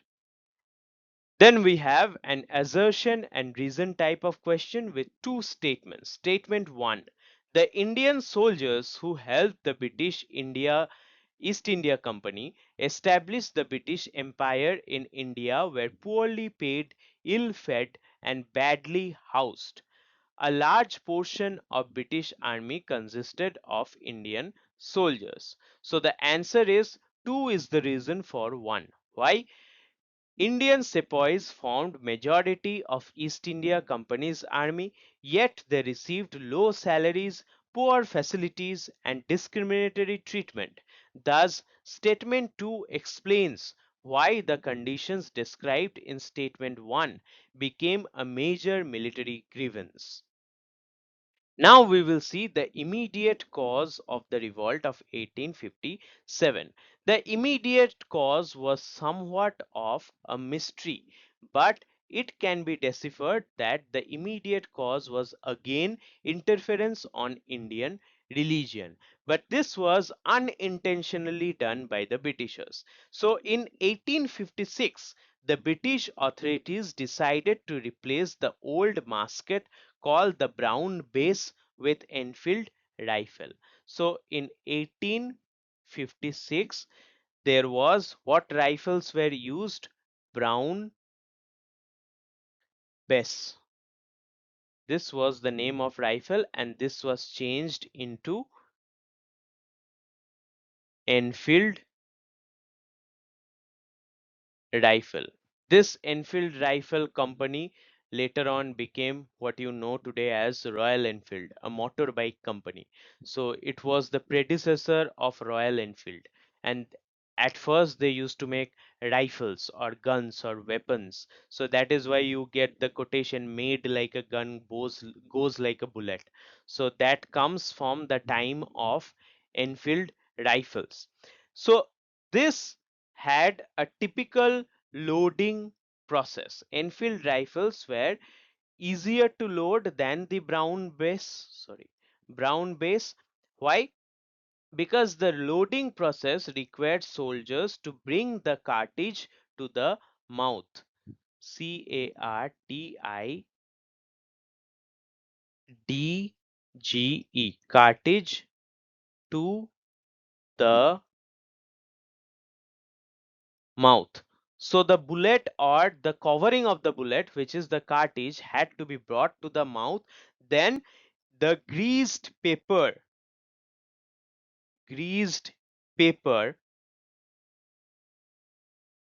would had to be bitten off. So the paper would have to be bitten off and then the bullet could be inserted into the gun. Then on January 1857, there was a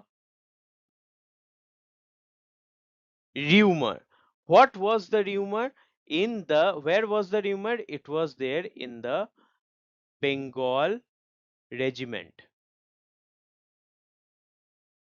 The rumor was there in the Bengal regiment. What rumor?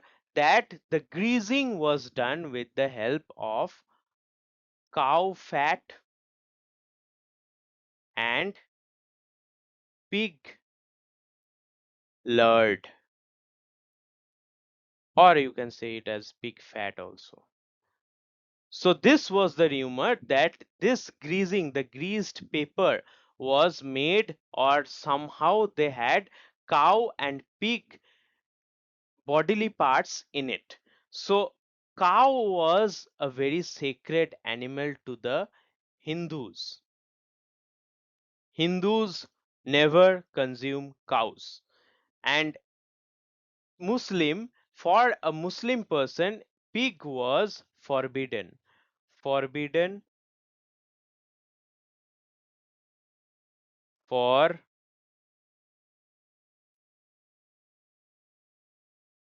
Muslims. So pig was forbidden for Muslim, cow couldn't be consumed by Hindus. Hence both the Hindu and the Muslims became angry towards the Britishers. So both Hindus and Muslims were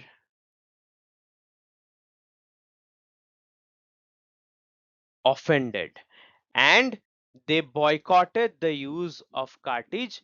Thus they started fighting against the British Empire, and thus we get the immediate cause of the revolt. So what was the immediate cause of the War of Independence?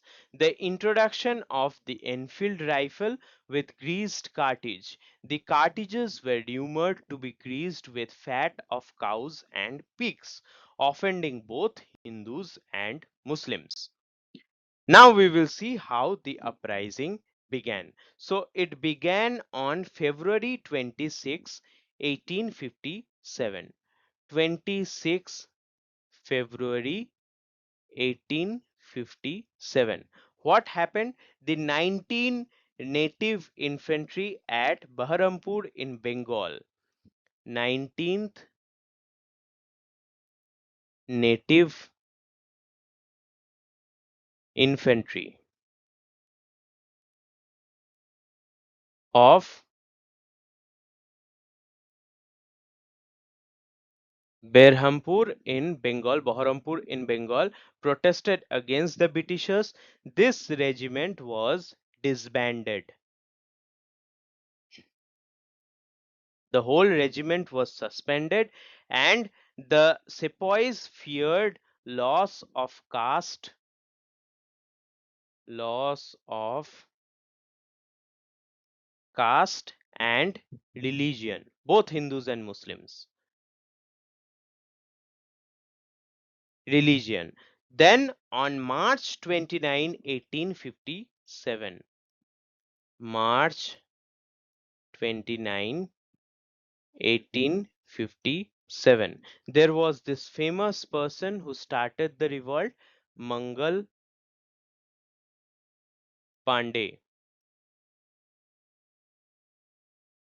He was a sepoy of 34th Native Infantry. 34th Native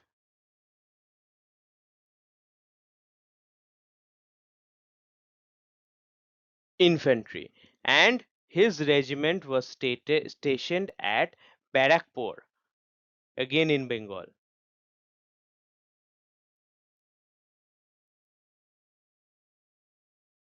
They protested and attacked an adjutant. Attacked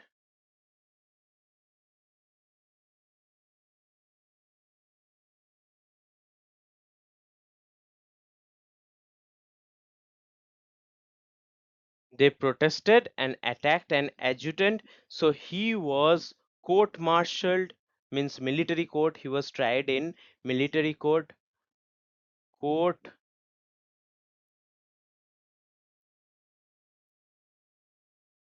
He was tried in court-martial and executed. Mangal Pandey was executed by tying him to the in a cannon. He was fired in a cannon. So he became a martyr in the eyes of fellow sepoys. He became a martyr, and he became an inspiration for sepoys all around India. Now we will go through the events in places one by one. So who was Mangal Pandey? What did he do? Mangal Pandey was sepoy in the 34th Native Infantry at Barakpur. On 29th March 1857, he attacked the adjutant of his regiment in protest of the greased cartridges. He was later court-martialed and executed, becoming a martyr. Now we will see the events at Meerut. So news of Bengal spread rapidly. News of Bengal spread rapidly in different parts of India. Then on May 9, 1857, May 9, 1857, there were 85 sepoys of the 3rd Cavalry. 85 sepoys of 3rd Cavalry Regiment. Cavalry regiment means the soldiers who fight on the backs of horses. They refused to touch the cartridges on the parade ground. So all these people, 85 sepoys, were sentenced to 10 years imprisonment. So for 10 years they were jailed. Then on May 10, 1857, what happened? The sepoys at Meerut broke out into open revolt. Now no hiding anymore. They all started to fight against the Britishers. They rushed to jail and released the prisoners. Released the prisoners. Who were those prisoners? The prisoners who were given 10 years of imprisonment. Now we will see what happened in Delhi. Delhi was till then the nominal capital of India. And who used to reside there? The last Mughal emperor Bahadur Shah. So on 11 May 1757, soldiers from Meerut, soldiers went from Meerut to Delhi. What did they do there? They were joined by the local infantry and they seized Delhi. Bahadur Shah Jafar, Bahadur Shah, I'm not writing the full name, Jafar was proclaimed as the emperor because he was the only living person of the last major dynasty. So, emperor of India. Bahadur Shah Jafar was proclaimed as Emperor of India. He was persuaded to write rulers and chiefs to write to rulers and chiefs. So people requested him, and he was almost forced or persuaded to write to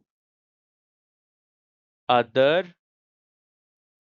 rulers. So people told him, the soldiers told him that you write to the other rulers and ask for help, and thus we will get a confederacy of Indian states. Confederacy of Indian States. Sir John Nicholson surrounded Delhi. Delhi was surrounded by John Nicholson. There was 4 months war, and eventually Delhi was recaptured by the Britishers or East India Company. Bahadur Shah Jafar was declared guilty. So Bahadur Shah Jafar was found to be, sorry, Bahadur Shah Jafar was found to be guilty. Now we will see what happened in Lucknow. So in Lucknow, the revolt was led by the Nawab of Awadh. So there was the wife of Nawab of Awadh, and his name was Begum Hajrat Mahal. She led the revolt against the Britishers. It began on May 30, 1857, and Lucknow was recaptured on March 1858. Recaptured on March 1858. Then Begum Hajrat Mahal, this person escaped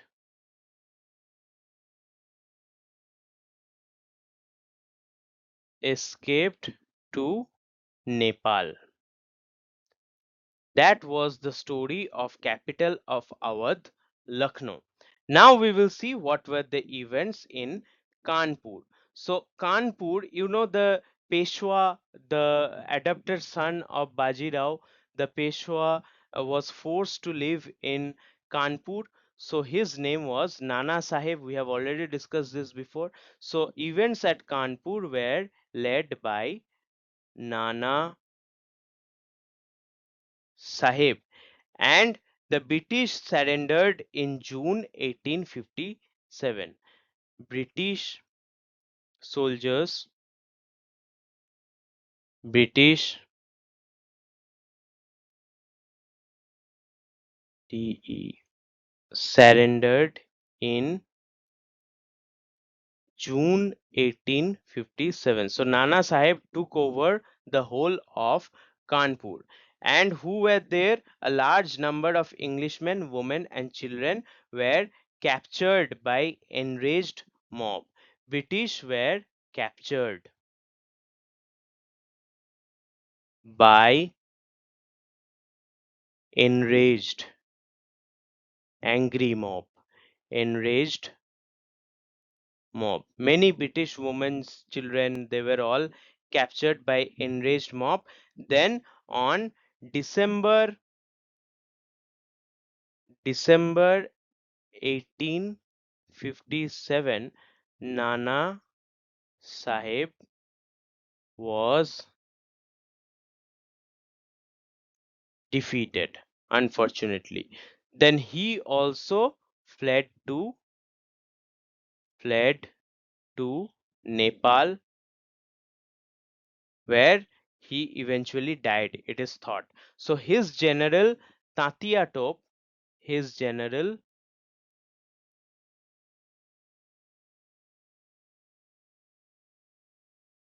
Tatia Top. He fled to Kalpi,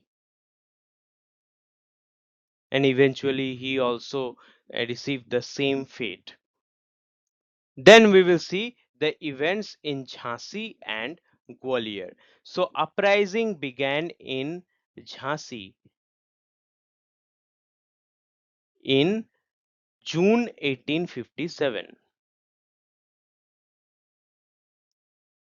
Who led the like the fort of the revolt in Jhansi? It was led obviously by Rani Lakshmi Bai, the famous brave Rani who led the revolt in Jhansi against the Britishers. Then, in she was betrayed actually. She was betrayed by her own men. So Rose, Sir Hugh Rose,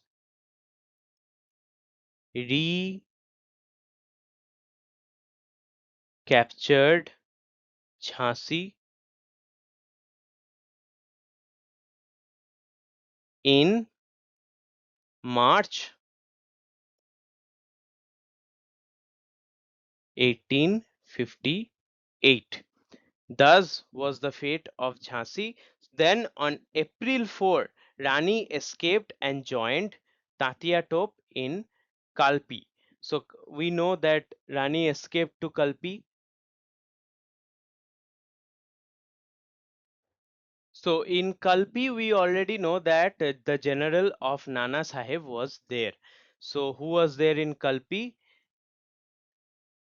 Tatia Top. Tatia Top in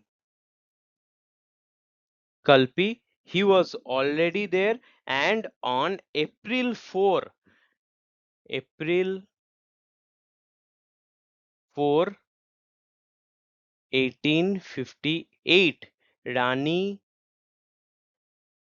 went there and joined Tatia Top. So thus there was an union of forces. Then she died fighting the British at Gwalior. So our brave Rani in June 1858, Rani died in battle in Gwalior.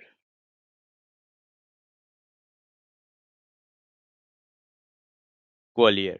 And Tatia Top was betrayed by Man Singh.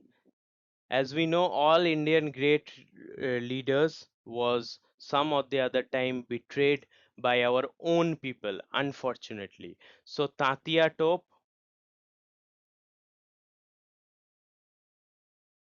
Top was betrayed by Man Singh, our own person. So and he was hanged on April 18, 1859. Hanged. He was captured, hanged on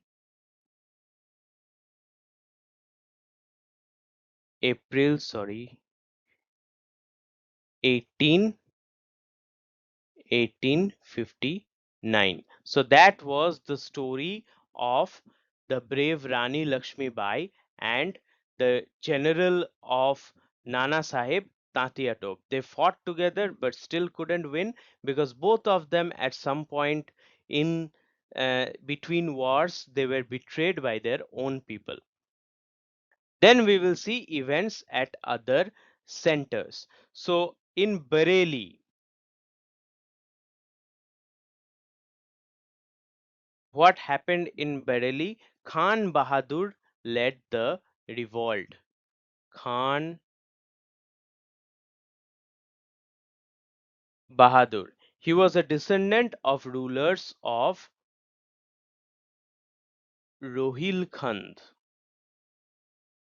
So he led the revolt in Bareilly. Next, we will discuss Bihar. What happened in Bihar? Who was the leader of the revolt in Bihar? The revolt was led by Kunwar Singh. Kunwar Singh. He was the zamindar of Jagdishpur.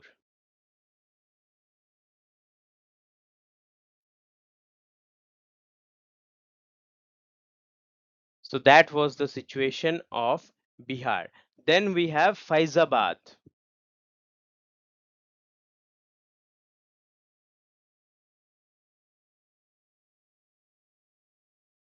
Faizabad, the revolt was led by Maulavi Ahmadullah.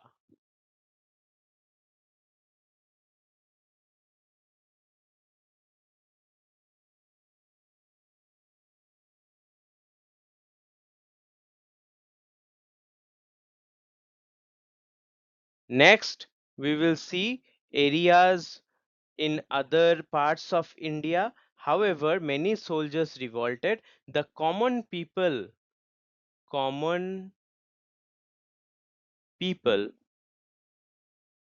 also fought, but they didn't have weapons to fight, so they fought with axes, spears, and bows, and arrows. So these were common weapons of the fight.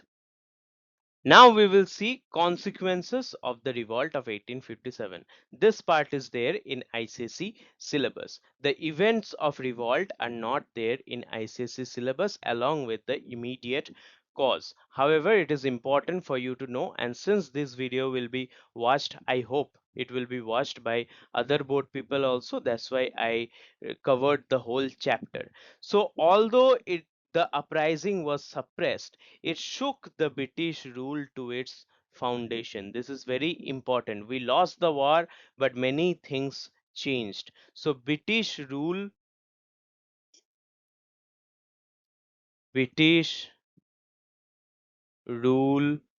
was shaken because of this revolt. Then the most important consequence was end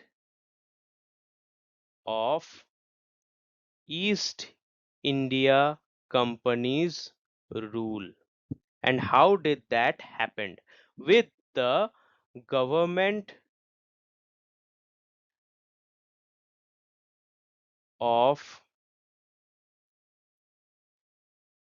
India Act 1858. So with this act, there was end of company rule. So power was transferred from East India Company to the British Crown. So British government or the British Queen directly took over the control of India. And there were a few organizations like the Board of Control,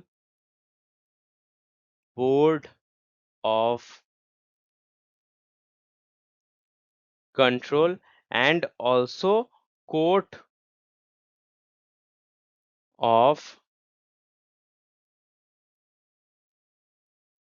Directors. All these were abolished. So these committees were suspended. Then Secretary of State, Secretary of State for India was appointed, and he will be assisted, this Secretary of State will be assisted by Indian Council.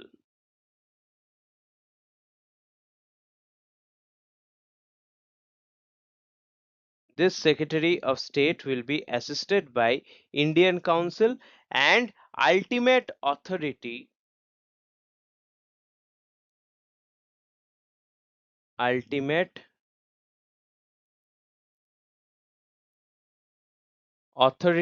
on India, on how to govern India, will remain in the hand of British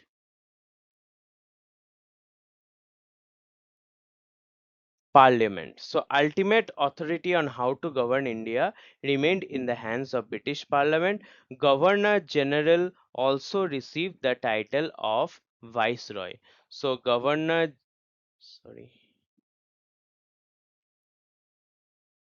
Governor General also became the Viceroy.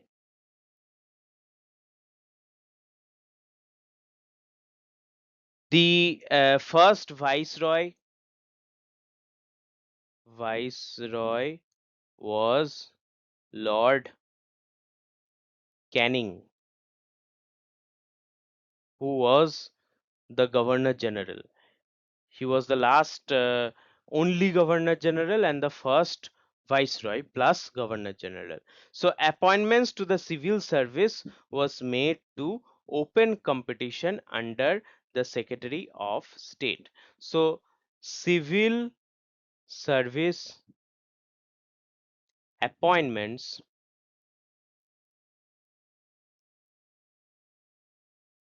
appointments will be on the basis of open competition. So thus everyone, the Indians and the Britishers, could apply to the civil services. So the uprising of 1857 paved the way for the rise of national movement, that is statement 1. Although the uprising failed to achieve its objectives, it inspired the Indians to resist the British rule. That is statement 2. What is the correct answer? 2 is the reason for 1. How? Although the revolt of 1857 was suppressed, it inspired future generations to continue the struggle against British rule. This inspiration ultimately led to the growth of Indian national movement. Hence, statement 2 explains statement 1.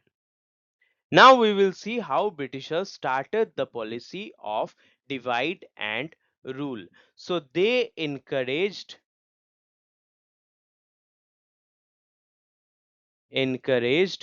divisions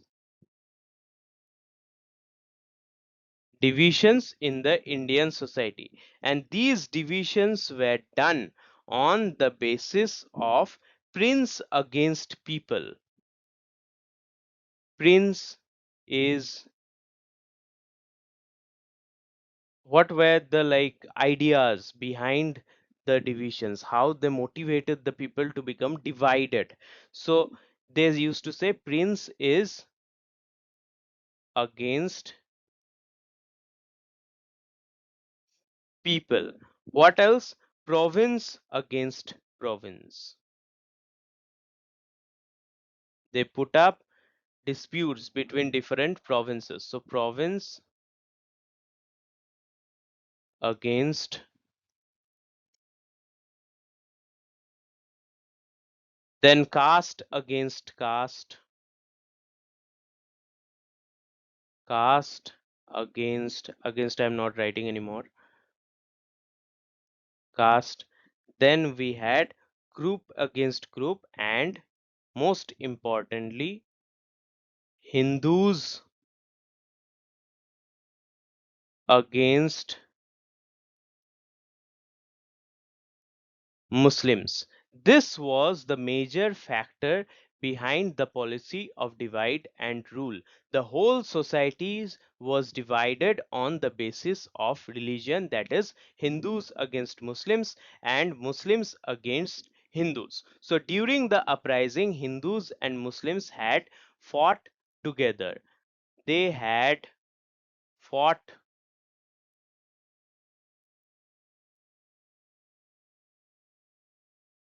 together in 1857. After that, they were always divided, and that resulted ultimately to the partition of country in 1947 into India and Pakistan. So after the revolt, the British deliberately widened the gap between the two communities.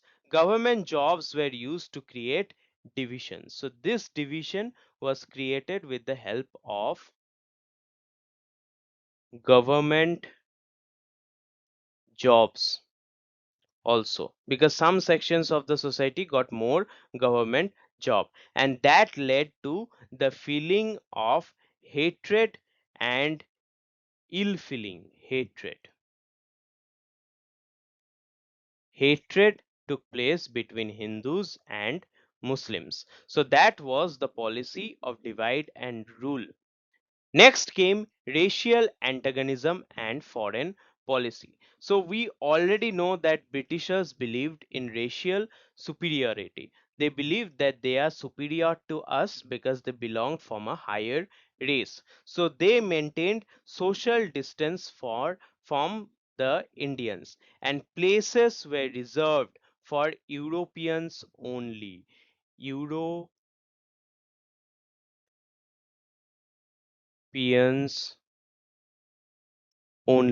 Europeans only reservation. Reservation was there, and this was there where in railways,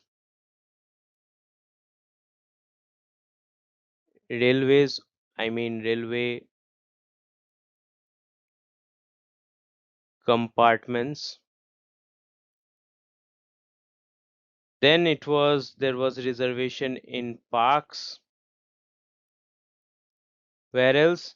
In hotels and clubs. Jamshedji Tata was not allowed inside a British hotel. That is why he created the first Indian five-star hotel, which we call as Taj in Mumbai. So after 1857, racial bitterness increased. Indians were considered untrustworthy. They were subjected to insults and humiliation always. And the administrative structure was also remodeled on racial lines. Now we will see how was the foreign policy.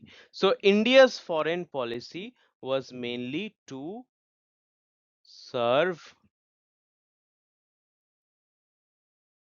British interests. So foreign policy was mainly there to serve British interests. What were its objectives? It was for the protection of British Empire and British commercial interests in commerce in Asia and Africa. So commerce in Asia and Africa was the main interest behind the uh, foreign policy, behind the formation of foreign policy.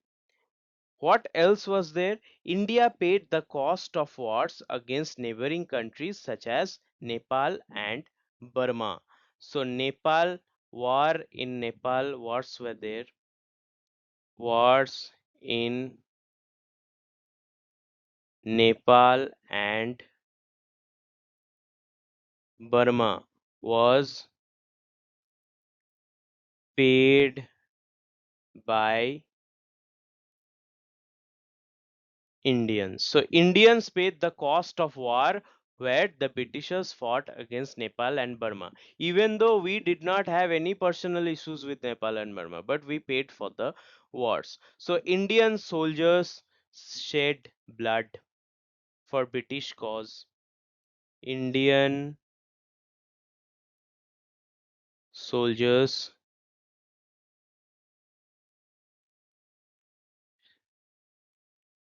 shed blood fought the Britishers, Indian taxpayers bore the expenses. So that was the policy of racial antagonism and foreign policy to serve British interests. Next, we will discuss the religious changes and economic exploitation. So, British rulers declared non interference in religion, no interference in religion, customs, and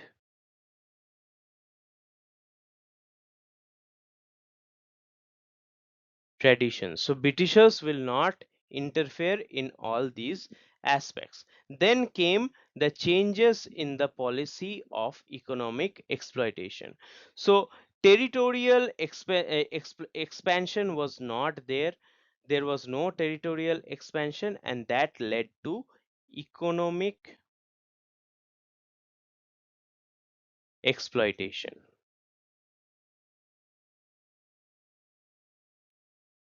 How was economically India exploited?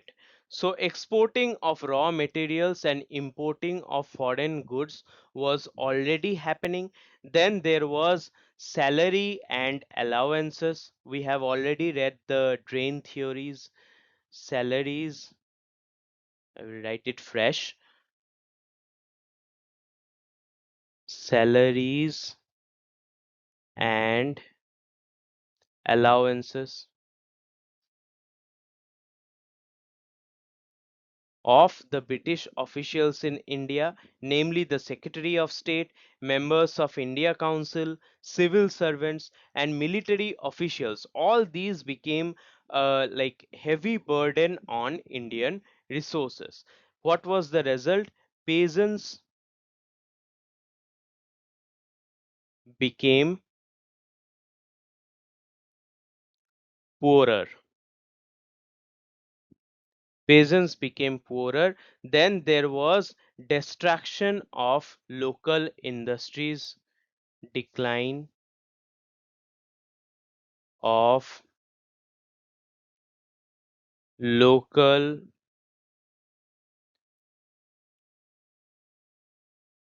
industries. Also weaving collapsed. It was like one of the main source of income for the local people. So India paid interest and dividends of British capital, interest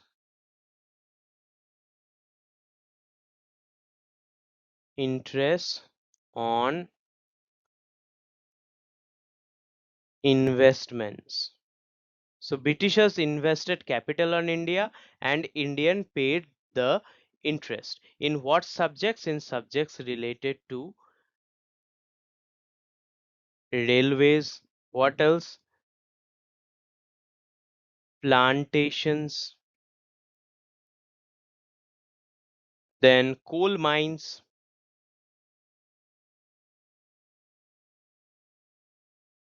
jute mills,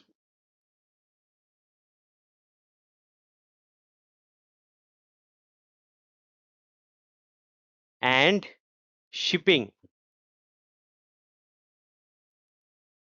So all these things, in all these things, huge amount of British capital was invested, and Indians had to pay interest on those capital along with profit, which no way benefited the Indians. Many people like to believe that all these things were very much beneficiary to the Indians, but it was not. Now we will see what was Queen Victoria's proclamation on 1st November 1958. So 1st November 1958, this proclamation was done in Allahabad. So Queen Victoria's proclamation was done in Allahabad. Allahabad, and the date is already given here, 1st November 1858. So the transfer of power to the company from the company to the crown was formally announced. So here transfer of power was formally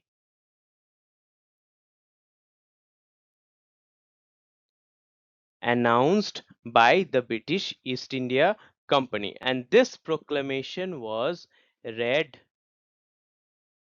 by Lord Canning.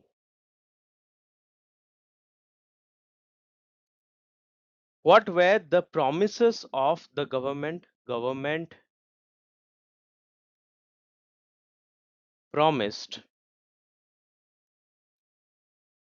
a few things. We have already discussed those promises. So there was the policy of non intervention in Indian culture and social and religious matters. Then there will be equal treatment of Indians and Europeans. So equal treatment of Indians and Europeans. What else? Appointments will be based on education and ability. Appointments on the basis of education and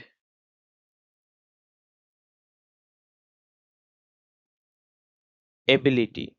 There will also be general pardon to participants of the revolt except the people who murdered British officials. I am not writing that. Then there will be promotion of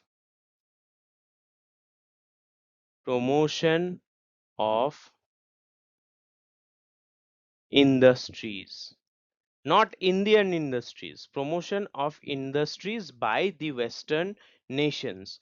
Then there will be development of public utility works. So there will be lot of public works which will benefit the Indian people.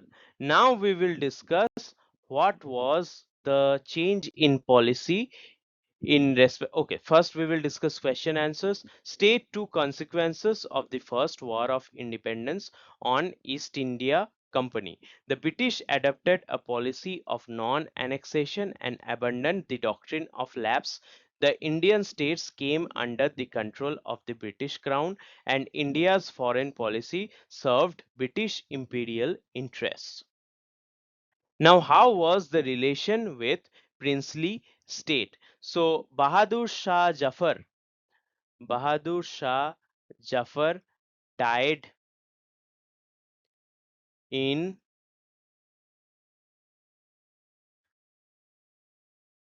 Rangoon and was deported. Rangoon, it is also called as Yangon, which was in Myanmar. After the failure of the uprising, Nana Sahib fled to Nepal. Nana Sahib, we have already discussed this, fled to Nepal. Then we have, so with this, Peshwa came to an end. Then we had the two major enemies of the British, like Mughals and the Marathas. They totally disappeared. The policy of annexation and doctrine of lapse was abandoned. Abandoned, abandoned what? Annexation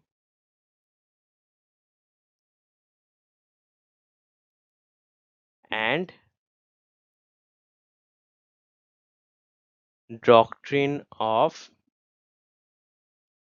lapse. So these policies were abandoned, and princes who remained loyal were rewarded. Loyal princes who helped the British during the uprising were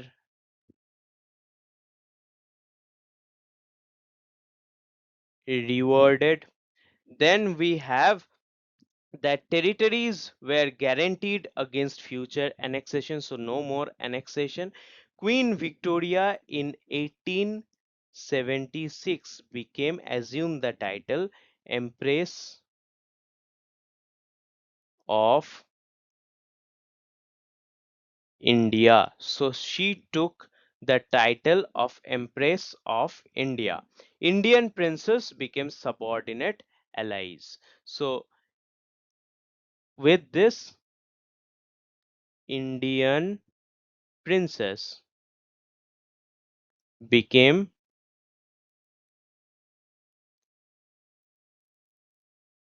subordinate to the British crown. Then there was changes in the army also. What were the changes in the army? European Indian army was, firstly, everything was reorganized after the revolt of 1857. We will see few aspects of reorganization. So troop ratio was increased in Bengal. It will be 1:2 troop ratio, and in Madras it was 2:5. Madras and Bombay. Madras and Bombay. 2:5. This is much more than the previous ratio of 1:4. So this arrangement was continued until the First World War. Number of Indian sepoys was not to exceed twice the number of European troops. So European troops were placed at key military and geographical positions. So British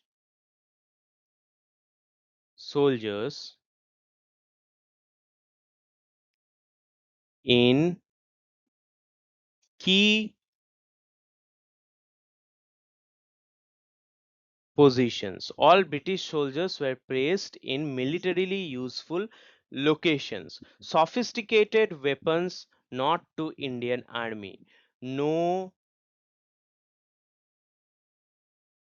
sorry.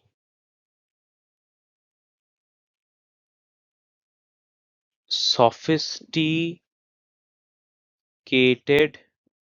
weapons to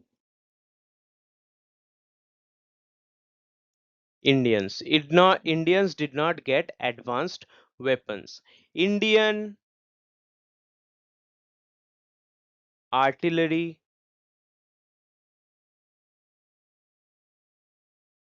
units were disbanded.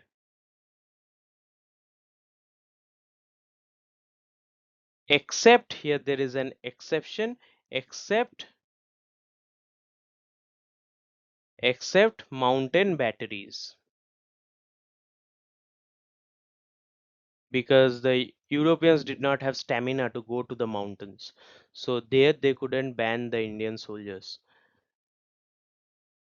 Batteries, they had artillery, only the mountain batteries had artillery. Then there was a recruitment policy. So recruitment was organized on the basis of caste, region and religion. Caste, region and religion. These things were paid more importance. Then there was prevention of nationalism. Caste and community distinctions were encouraged. This was a divide and rule policy. Newspaper, journals, and nationalist publications were prevented from reaching the soldiers. So there would be no media, newspapers, and nothing will reach the army. Army was kept isolated. Army will be isolated so that they do not form unity and revolt against the Britishers. So those were a few changes in the army. Now we will see question answers. Mention any two drawbacks of the first war of independence. The movement had no central leadership or common military plan. It was not nationwide and remained confined mainly to northern and central India. Now we will go through a mind map. In this mind map, you see you have the causes: political, economic, social and religious, and military. Within the suppression of the revolt, you have all these points. You also have the drawbacks of the revolt.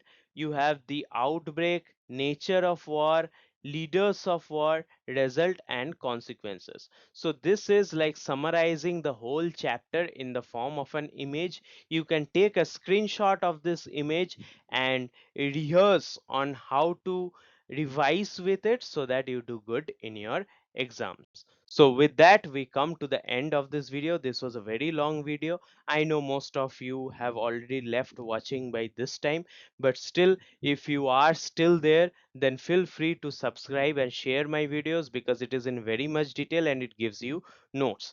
And somehow it fails to reach any other students other than the people whom I personally know.